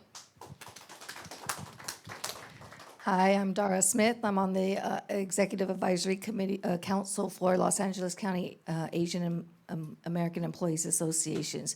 If you see anyone wearing this pin, we have quite a few of our board members here.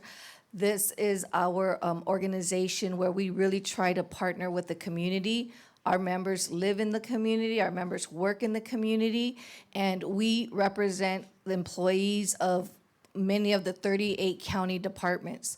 So if you don't know how to navigate any department, even if it's the sheriff's department, the DA's department, you can contact us and we'll help walk you through that process. So we just wanted to support our community. Thank you. Hi, my name is Angie Chu, and I've been in the community since 1970. You can see I represent an organization with 4C, which means cross-cultural community communication. My job is to train people who communicate cross-culturally to reduce hate and put the shoes in other people's feet, so to speak. And in the year that I have been here in America, I was invited as an international trainer and given a green card in 3 months. So in some way, all my training, acute hospital, I go into trauma center.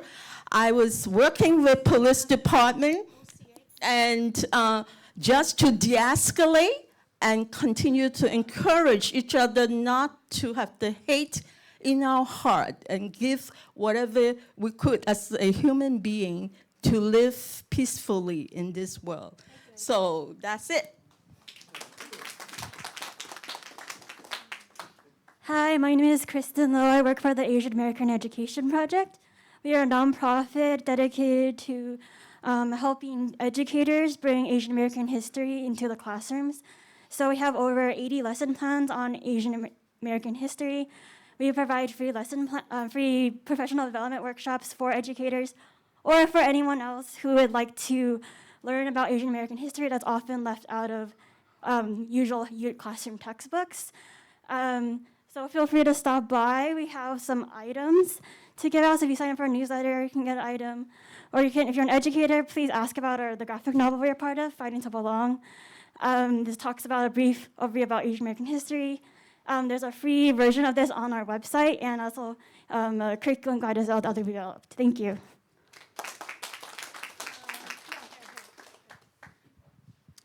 Hi, my name is Nee Kwan. I'm the president of TACF, which stands for Together Against Crime Foundation. Thank you, Cindy Wu, for inviting TACF to this fabulous event. TACF was formed in March of 2021, so we are very new.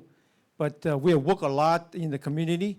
Basically, we are working in the Asian community. We are the bridge between law enforcement and the citizen. So we work very closely with Walnut Sheriff Station, Industry Station, and also right now we also extend our reach to Temple City Sheriff Station. I myself is also a volunteer member, which is volunteers on patrol. We also have a team of Chinese volunteers patrolling our own communities. We patrol with Diamond Bar, Walnut, Roland Heights, and Hacienda Heights. So we enjoy the work that we do with the Asian community. And if you need to know more about TACF, please pick up some flyers and also our pamphlet and learn more about us. Thank you.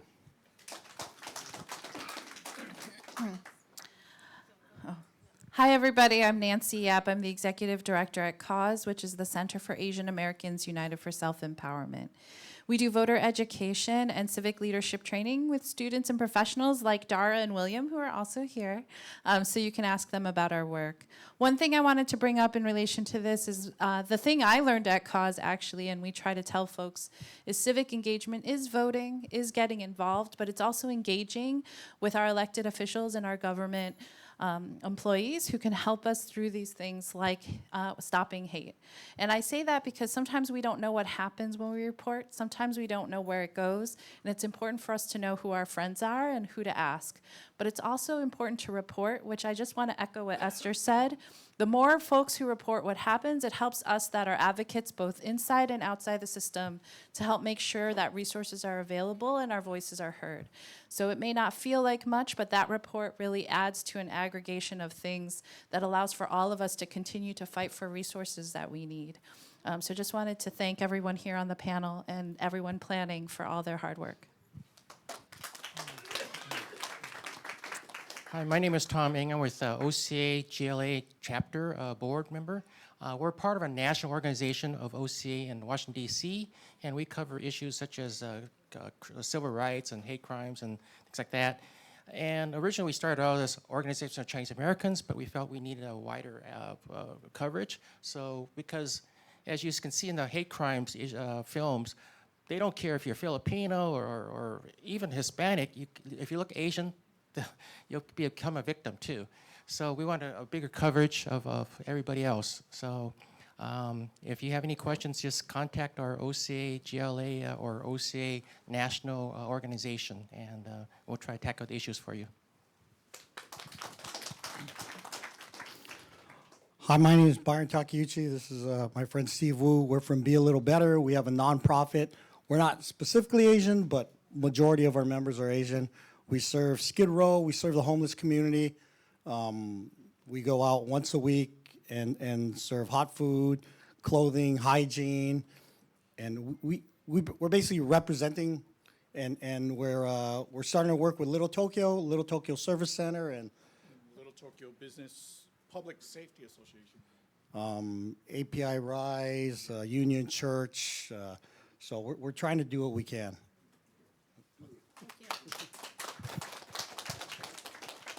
Hi everyone, my name is Emily Wutrong, and I've been a mental health advocate for over 10 years in the San Gabriel Valley. Mike Eng actually planted the seed in me to be the advocate so that I can be a resource to others who need to find community mental health support groups. They're widely available. I run them. I have been part of NAMI, the National Alliance on Mental Illness, for over 10 years.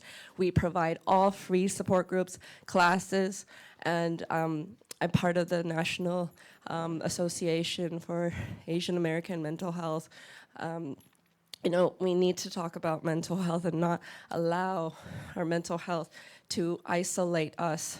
When we feel helpless, we need to find the hope in the peer support groups and not do it alone. So thank you so much, Cindy, for having this event and inviting all these wonderful panelists. Thank you.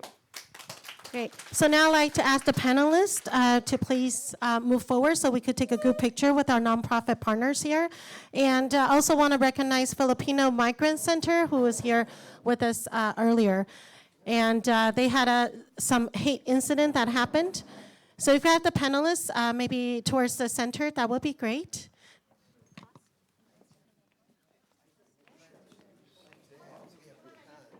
And I'd like to also acknowledge Ray from AYC, who's been helping us behind the scene as well. So if we could have the panelists here, okay, maybe go with the, go behind the panelists, thank you. And also our founding members, okay, great.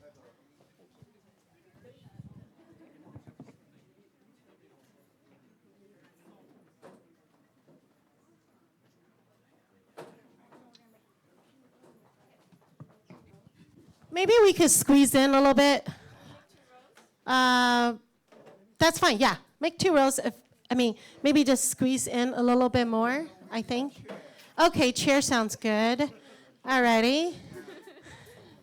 Okay. All the panelists sit in the front, along with Honorable Mike Ing. Mike Ing, the moderator, and all the panelists sit. So we need total of 7 chairs. 7 chairs. Thank you so much. Mike Ing, Honorable Ing, and all the panelists. Yeah. Okay. Yeah, you sit here.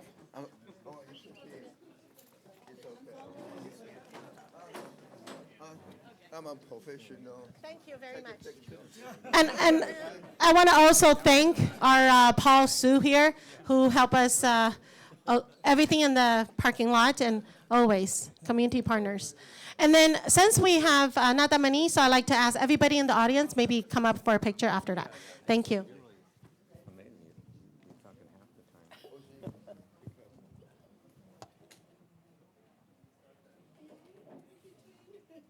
Did you guys take your trip already?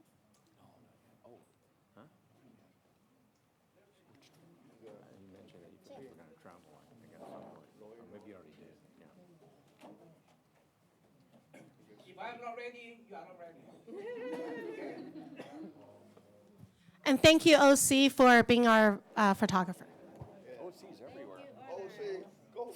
There's like 2 or 3 of OC. Just don't know when to get down. And DJ Buddy for great sound. Okay, 3, 2, 1, go. Go. What do you say? 3, 2, 1, go. One more. Got it. And now, whoever's in the audience, if you want to come up, we can do a group picture. I know space is limited, but I know Gay is here, and come up, Gay. So Gay is the president of the Chinese American Museum.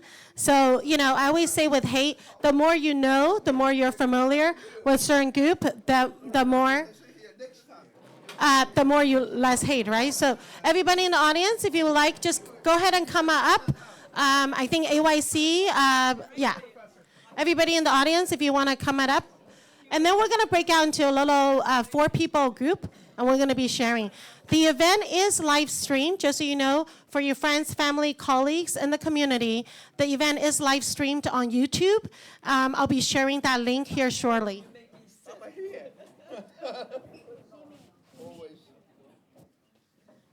And the volunteers, if you want to come up too, thank you. OC, stand on a chair so well. Also, I just remind everyone, there's bread, soy milk, and water in the back, in case if you didn't get it earlier. Thank you. Okay, everybody looking good. Yeah. Also you. Beautiful people, look at that camera. Look at the camera. Ready? Yeah. Okay, say ready. Yeah, ready. 5 already. Yes. Okay. How about 3, 2, 1, go? Is that it? Are we Okay, done? one more time. Okay, one more time. Your key in the back. Right there, right, okay. 3, 2, 1, good, 3, 2, 1. Thank you very much. All right. Thank you, Cindy. Thank you very much. So with everybody, if you would just break up into, find people in the room, 3, 4 people in the room, and we're going to just have a little group sharing. If you could just find 3, 4 people in a little room, a little group sharing, so that way we can continue our program, and maybe about 10 minutes we'll do some sharing.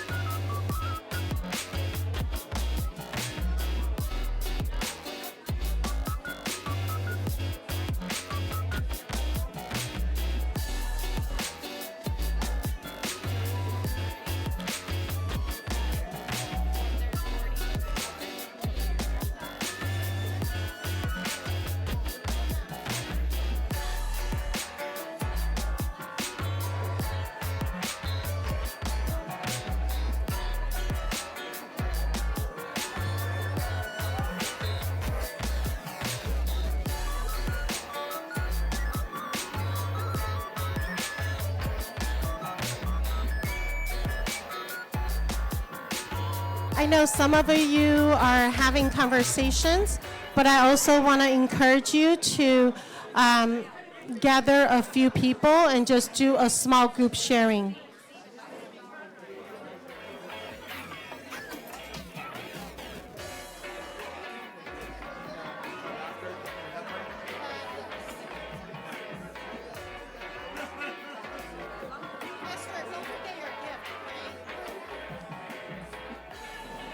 So we're gonna actually just make it a group, a round group.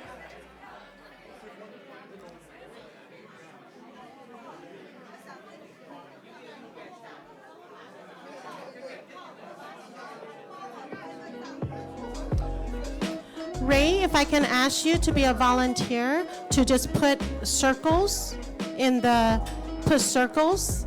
chairs in a circle. Thank you.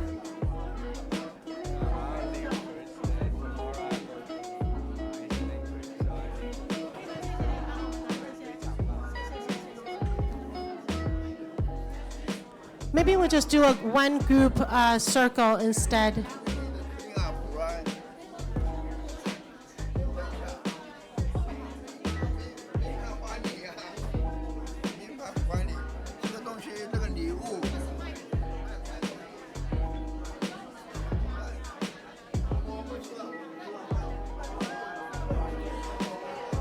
So maybe we could just form a few small circles. And I think I like to encourage everyone to still continue a conversation. We do have a video to be shown as well.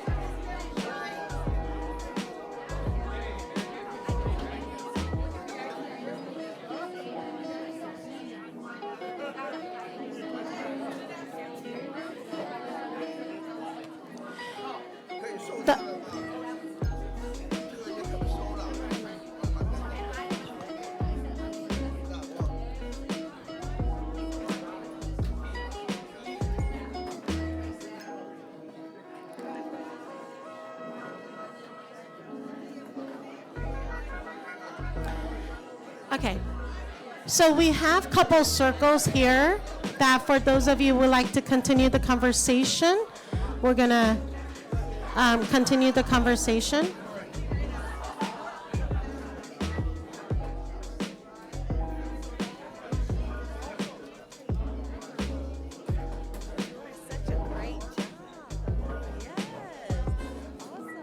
I registered RSVP to go next Saturday to the women's, the one with you at the. Yeah, with me. I'll be in Sacramento Monday and Tuesday.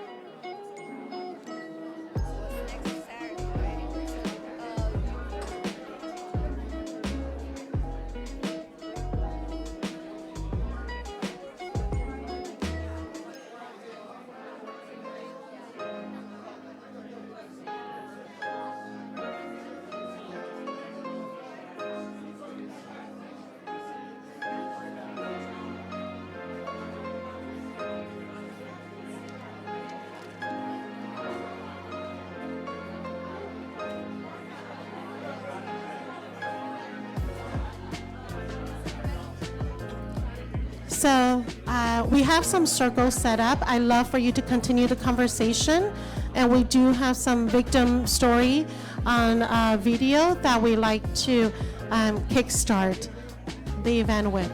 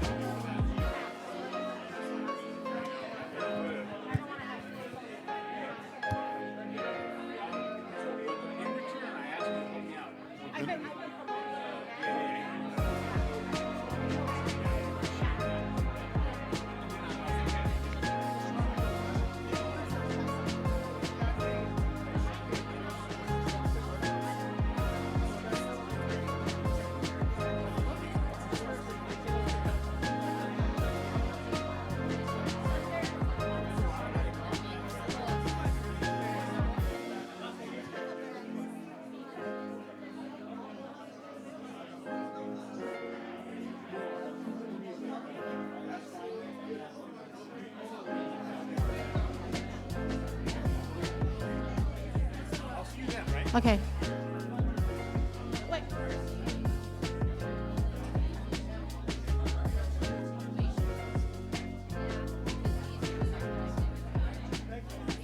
Hi. So we do have some small circles that's in the room, so you can continue to share your story.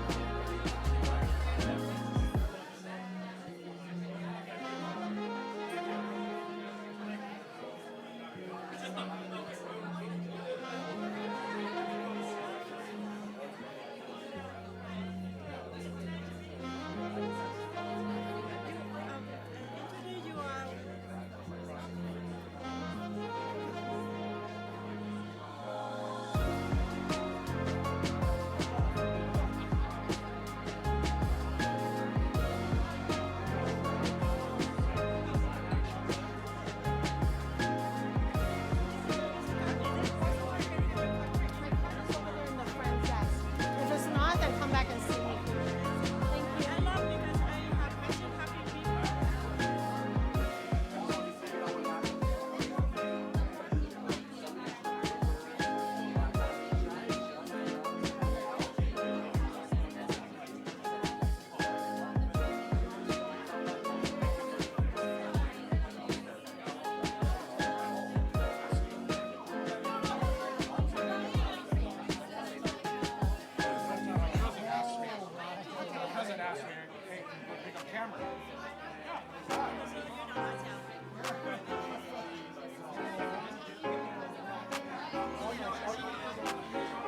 So we have some items on the chair there. We have some groups that we love the conversation and continuing it.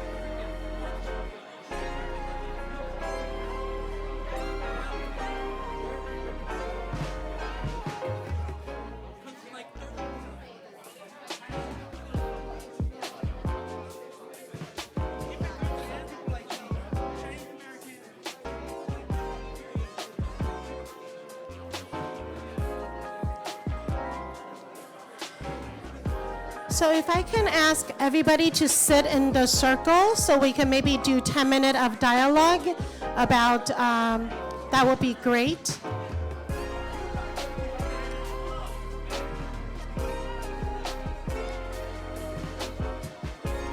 Okay, so why don't, Kara, why don't you go ahead and sit? Cos and everybody else, if I can just ask you to join a circle. I know it's very hard after we take a picture, but if I can just ask you to join a circle. And also Elizabeth, everybody else, just join a circle so we can kind of continue the conversation. I know it's very difficult. And also you can meet. So everybody, I'm gonna ask you to join a circle. We're gonna just do that about 10 minutes, and then we're gonna feature a video. Can I ask you to turn off the music so that way people can? Okay, 大家麻烦你坐在一个圈圈里头. So if I can ask the circle. Okay, we have couple circles here.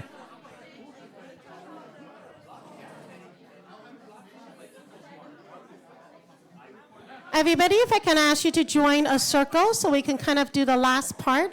Maybe it's 5-10 minutes.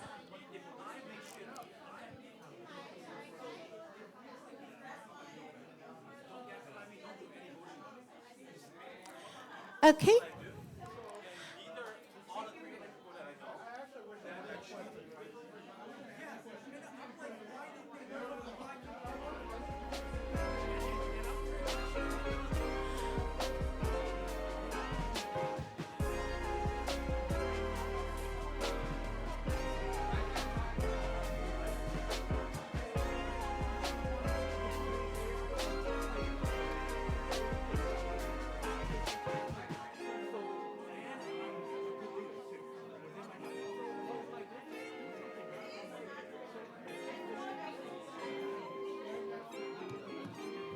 If I can ask all of our friends to join a circle here, please.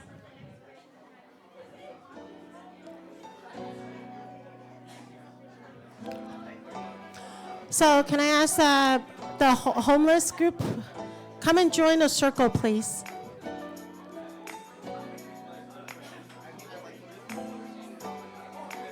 And Heidi or Ray or any of the volunteers, if you can just help me.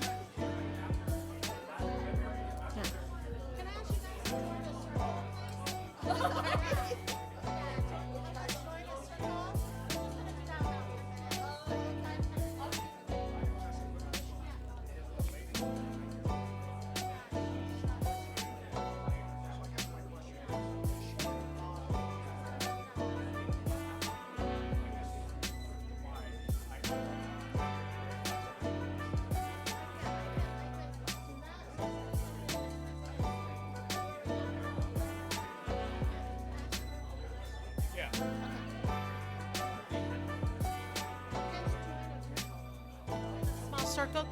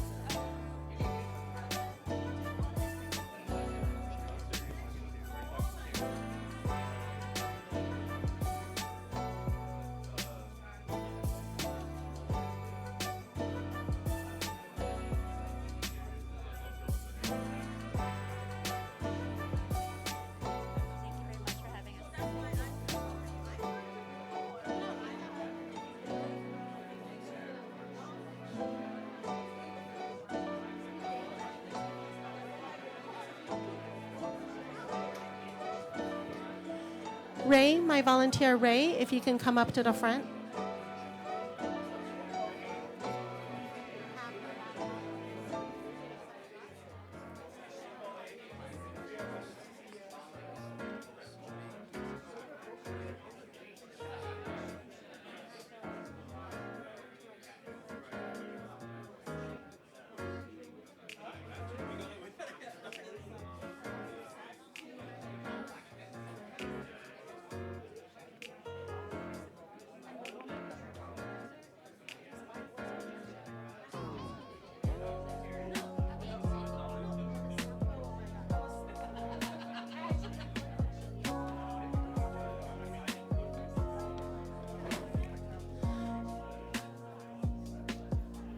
For the people in the small groups, you have about another 5 minutes of sharing.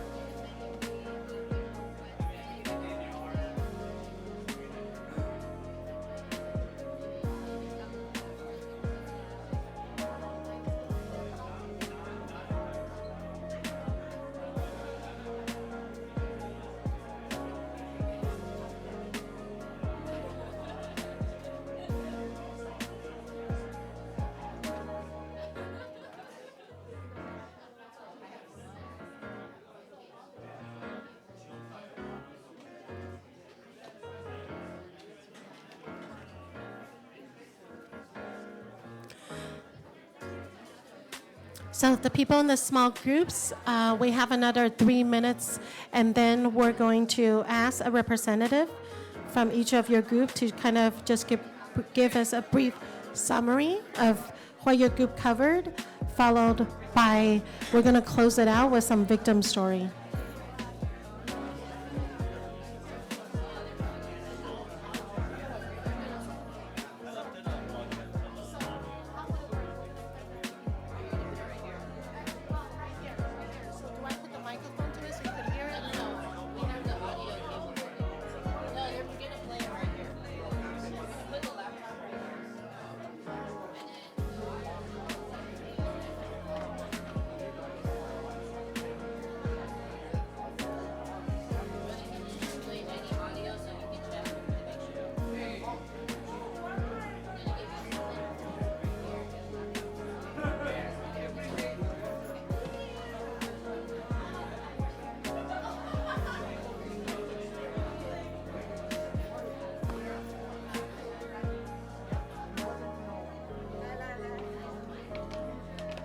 Okay. People in the small group, you have a couple minutes left.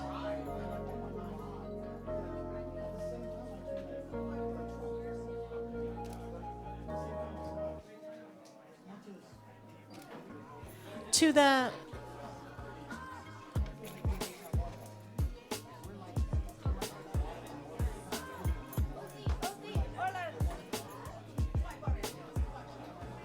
You didn't get a permission. I did, right now.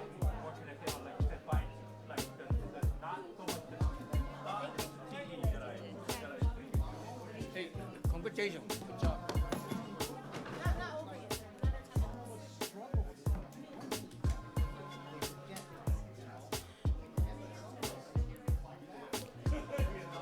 Okay. In the small groups, we have about another minute left to wrap up.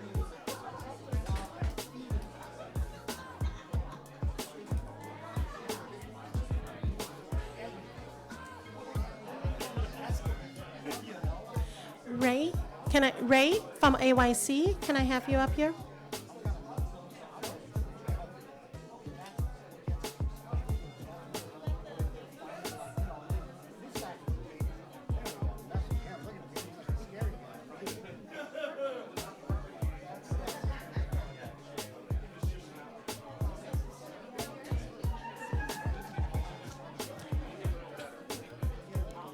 Okay, small groups.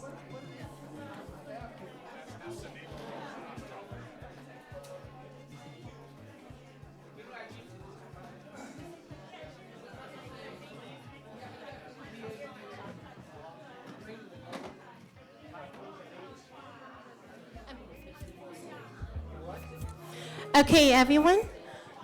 All right. So now we're gonna do our for closing of our event. All right, everyone. For closing of our event, we're gonna just share 3 videos of some of the victim story.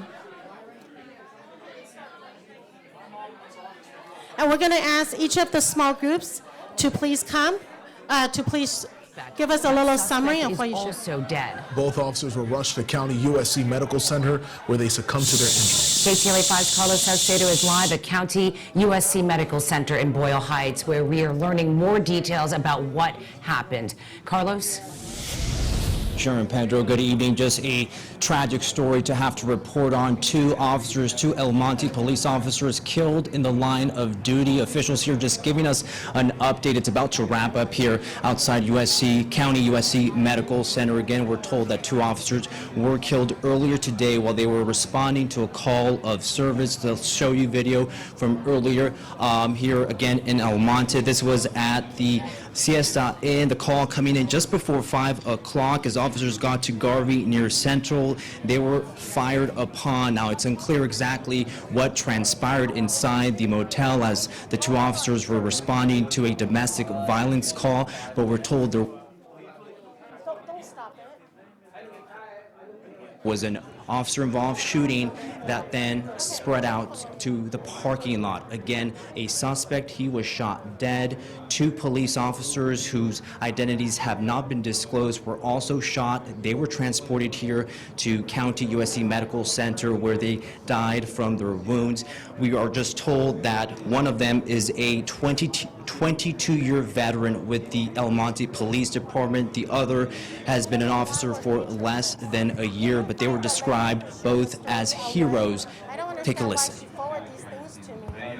Officers arrived on scene where they confronted the suspect, and an officer-involved shooting occurred.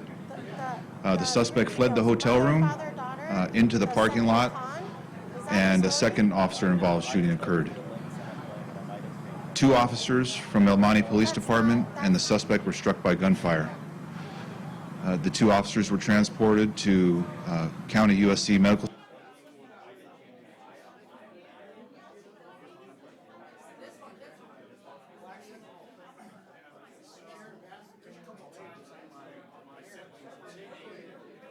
Violent attacks on Asian Americans have surged since the beginning of the pandemic. It's something we've reported on a lot here on Eyewitness News. The victim in the most recent case is afraid the suspect could target him again. He spoke exclusively to Eyewitness News reporter Carlos Granda.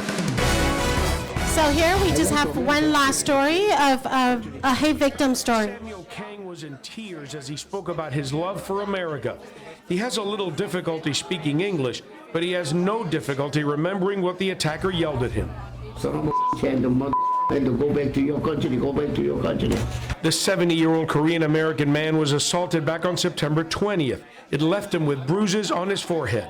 This is where it happened. The victim says he was waiting for a bus here at the corner of 5th and Western. He says that's when the suspect walked by, turned around, and started the attack.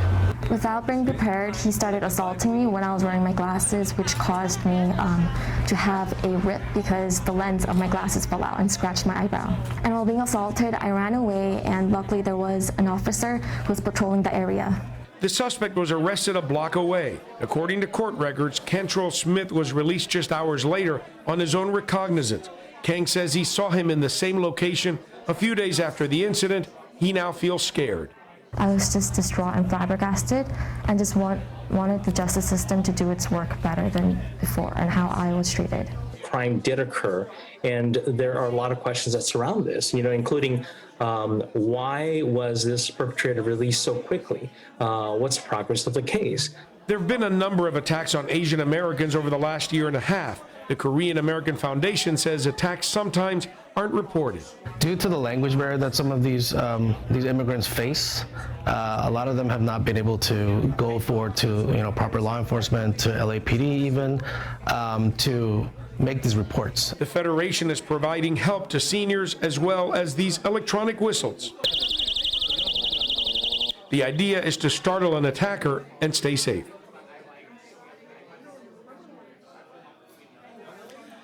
Okay, so hopefully some of you had a chance.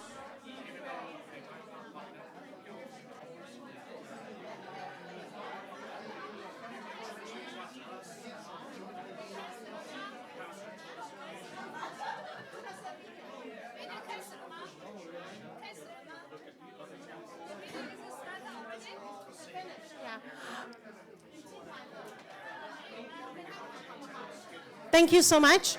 All right, everyone. So we're gonna come back to the group. There's 2 little small group I think has been sharing. Shh. I am going to close out the event. Shh. So if I can have a representative from, I think there's 2 groups here. From the first group, if you want to just share what occurred or maybe some story, that would be great. Again, my name is Angie Chu. I represent a foundation that do cross-cultural community communication training. One of our victims here, he's 74, a male. He's an artist. He was just walking on the street in the city of El Monte, November 2023. Somebody who is non-Asian. I want to make sure this part is also being streamed. So DJ Buddy, can you make sure this part is captured? Thank you. So while he was being an artist, finding inspiration to draw his art, he was being attacked with a big knife and, stab. That all his belongings were robbed and taken away. He was taken to the hospital, acute care. The police was called. He was inside the hospital roughly more than 24 hours because he has no more money. Every single thing he has was being taken away. From then on, I was being contacted, and we find community loan resources to help him to recover. And now he is able to recover from the physical wound, but the emotional trauma he has, and he's very scared to come out. We always have to find shelter for him. He is very scared being alone now. Thank you. This is just being an Asian artist in the community. Thank you very much for sharing, and thank you too. I understand you had 3 victims, 3 hate victims that you brought with us, so hopefully you guys were able to have a sense of healing, and thank you so much for being here and have the courage of being here. Now I'd like somebody from this group, a small group, to share.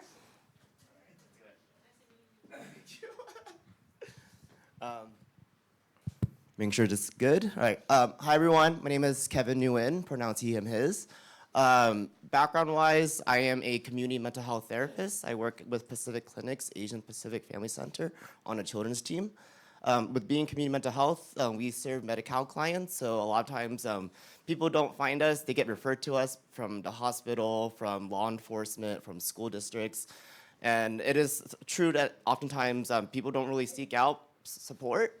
It's usually being like, oh, there's an issue here, you should seek help.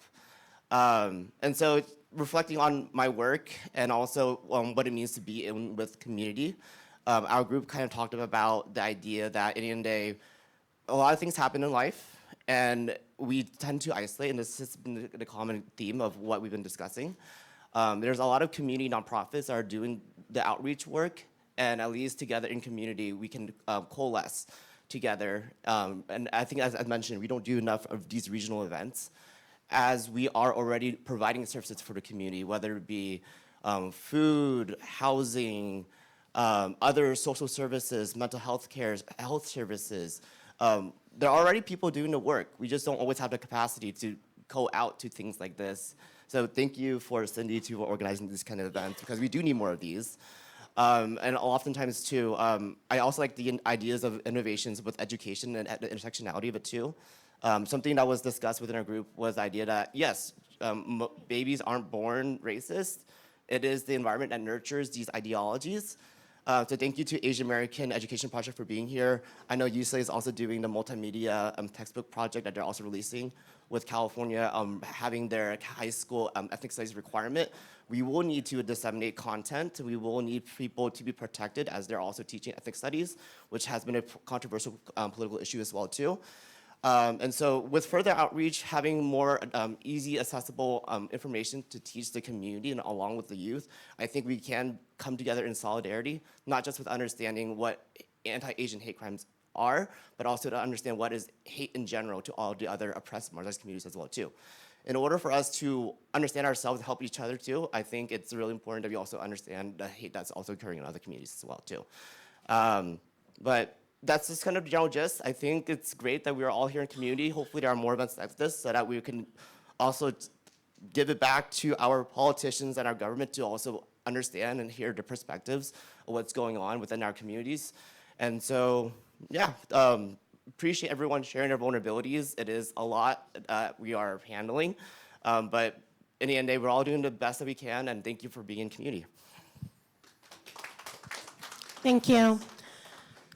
So the idea of the program is really to have a panelist of the hate experts from the county sheriff, from LAPD, also understand what the Department of Justice does. So you had a conversation, heard a lot about the various space that's there and available to help you. And we had the opportunity for any of the hate victims, for the community members to have a chance to do some sharing. It's not just about hearing, but it's also have a chance to do some sharing in your prospective small groups. So so I'd like to just mention that they are the event survey, that the QR code around the room, and if you're joining us on stream, that we will post the QR code, the link, for you to also provide feedback, and also a Google form for you to add on to the mailing list. The Asian American Education Partner is here. AYC is still here. So just like to mention to continue to seek out to those resources, mental health resources, that's all available to you. And I wanted to share the link for those of you that you may have family or friends that was not able to be with us today. And I want to share the link that's available for you to pass forward to them. And I know some of you also submitted questions that we were not able to answer today. They will be answered on the YouTube channel. We will post the questions on the comment that you can also, that we will ask the speakers. We'll forward it to the speakers and have them answer. The YouTube channel is youtube.com/@AHCC, basically AHC Coalition. So it is www.youtube.com/@AHC Coalition. So with that, thank you everyone for taking time out of your busy schedule, for being here with us. I'd like to thank all of the founding partners and also all the founding members. If you are, could you just give a little wave or stand up for being here? And especially a special shout out to Heidi and Ray who help us a lot of that. So thank you all for being here. Thank you to the founding members and founding community partners. We'll see you in May. With that, enjoy the rest of your weekend and continue to be an advocate for Asian Americans and also Native AA NHPI communities. Thank you. Have a great day. Have a great weekend. Thank you.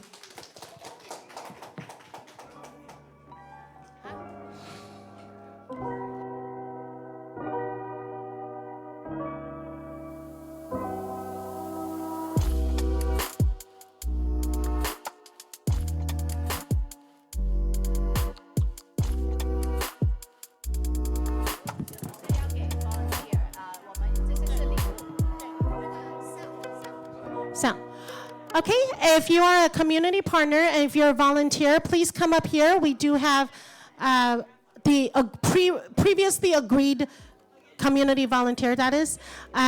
Volunteers, come up. We have a gift for you. DJ, Buddy, we have a gift for you. Any of the previous, Jean, representing TBAC, I think we give it. So any of the volunteers, we do have gifts for you. Please come up and see Heidi. Thank you.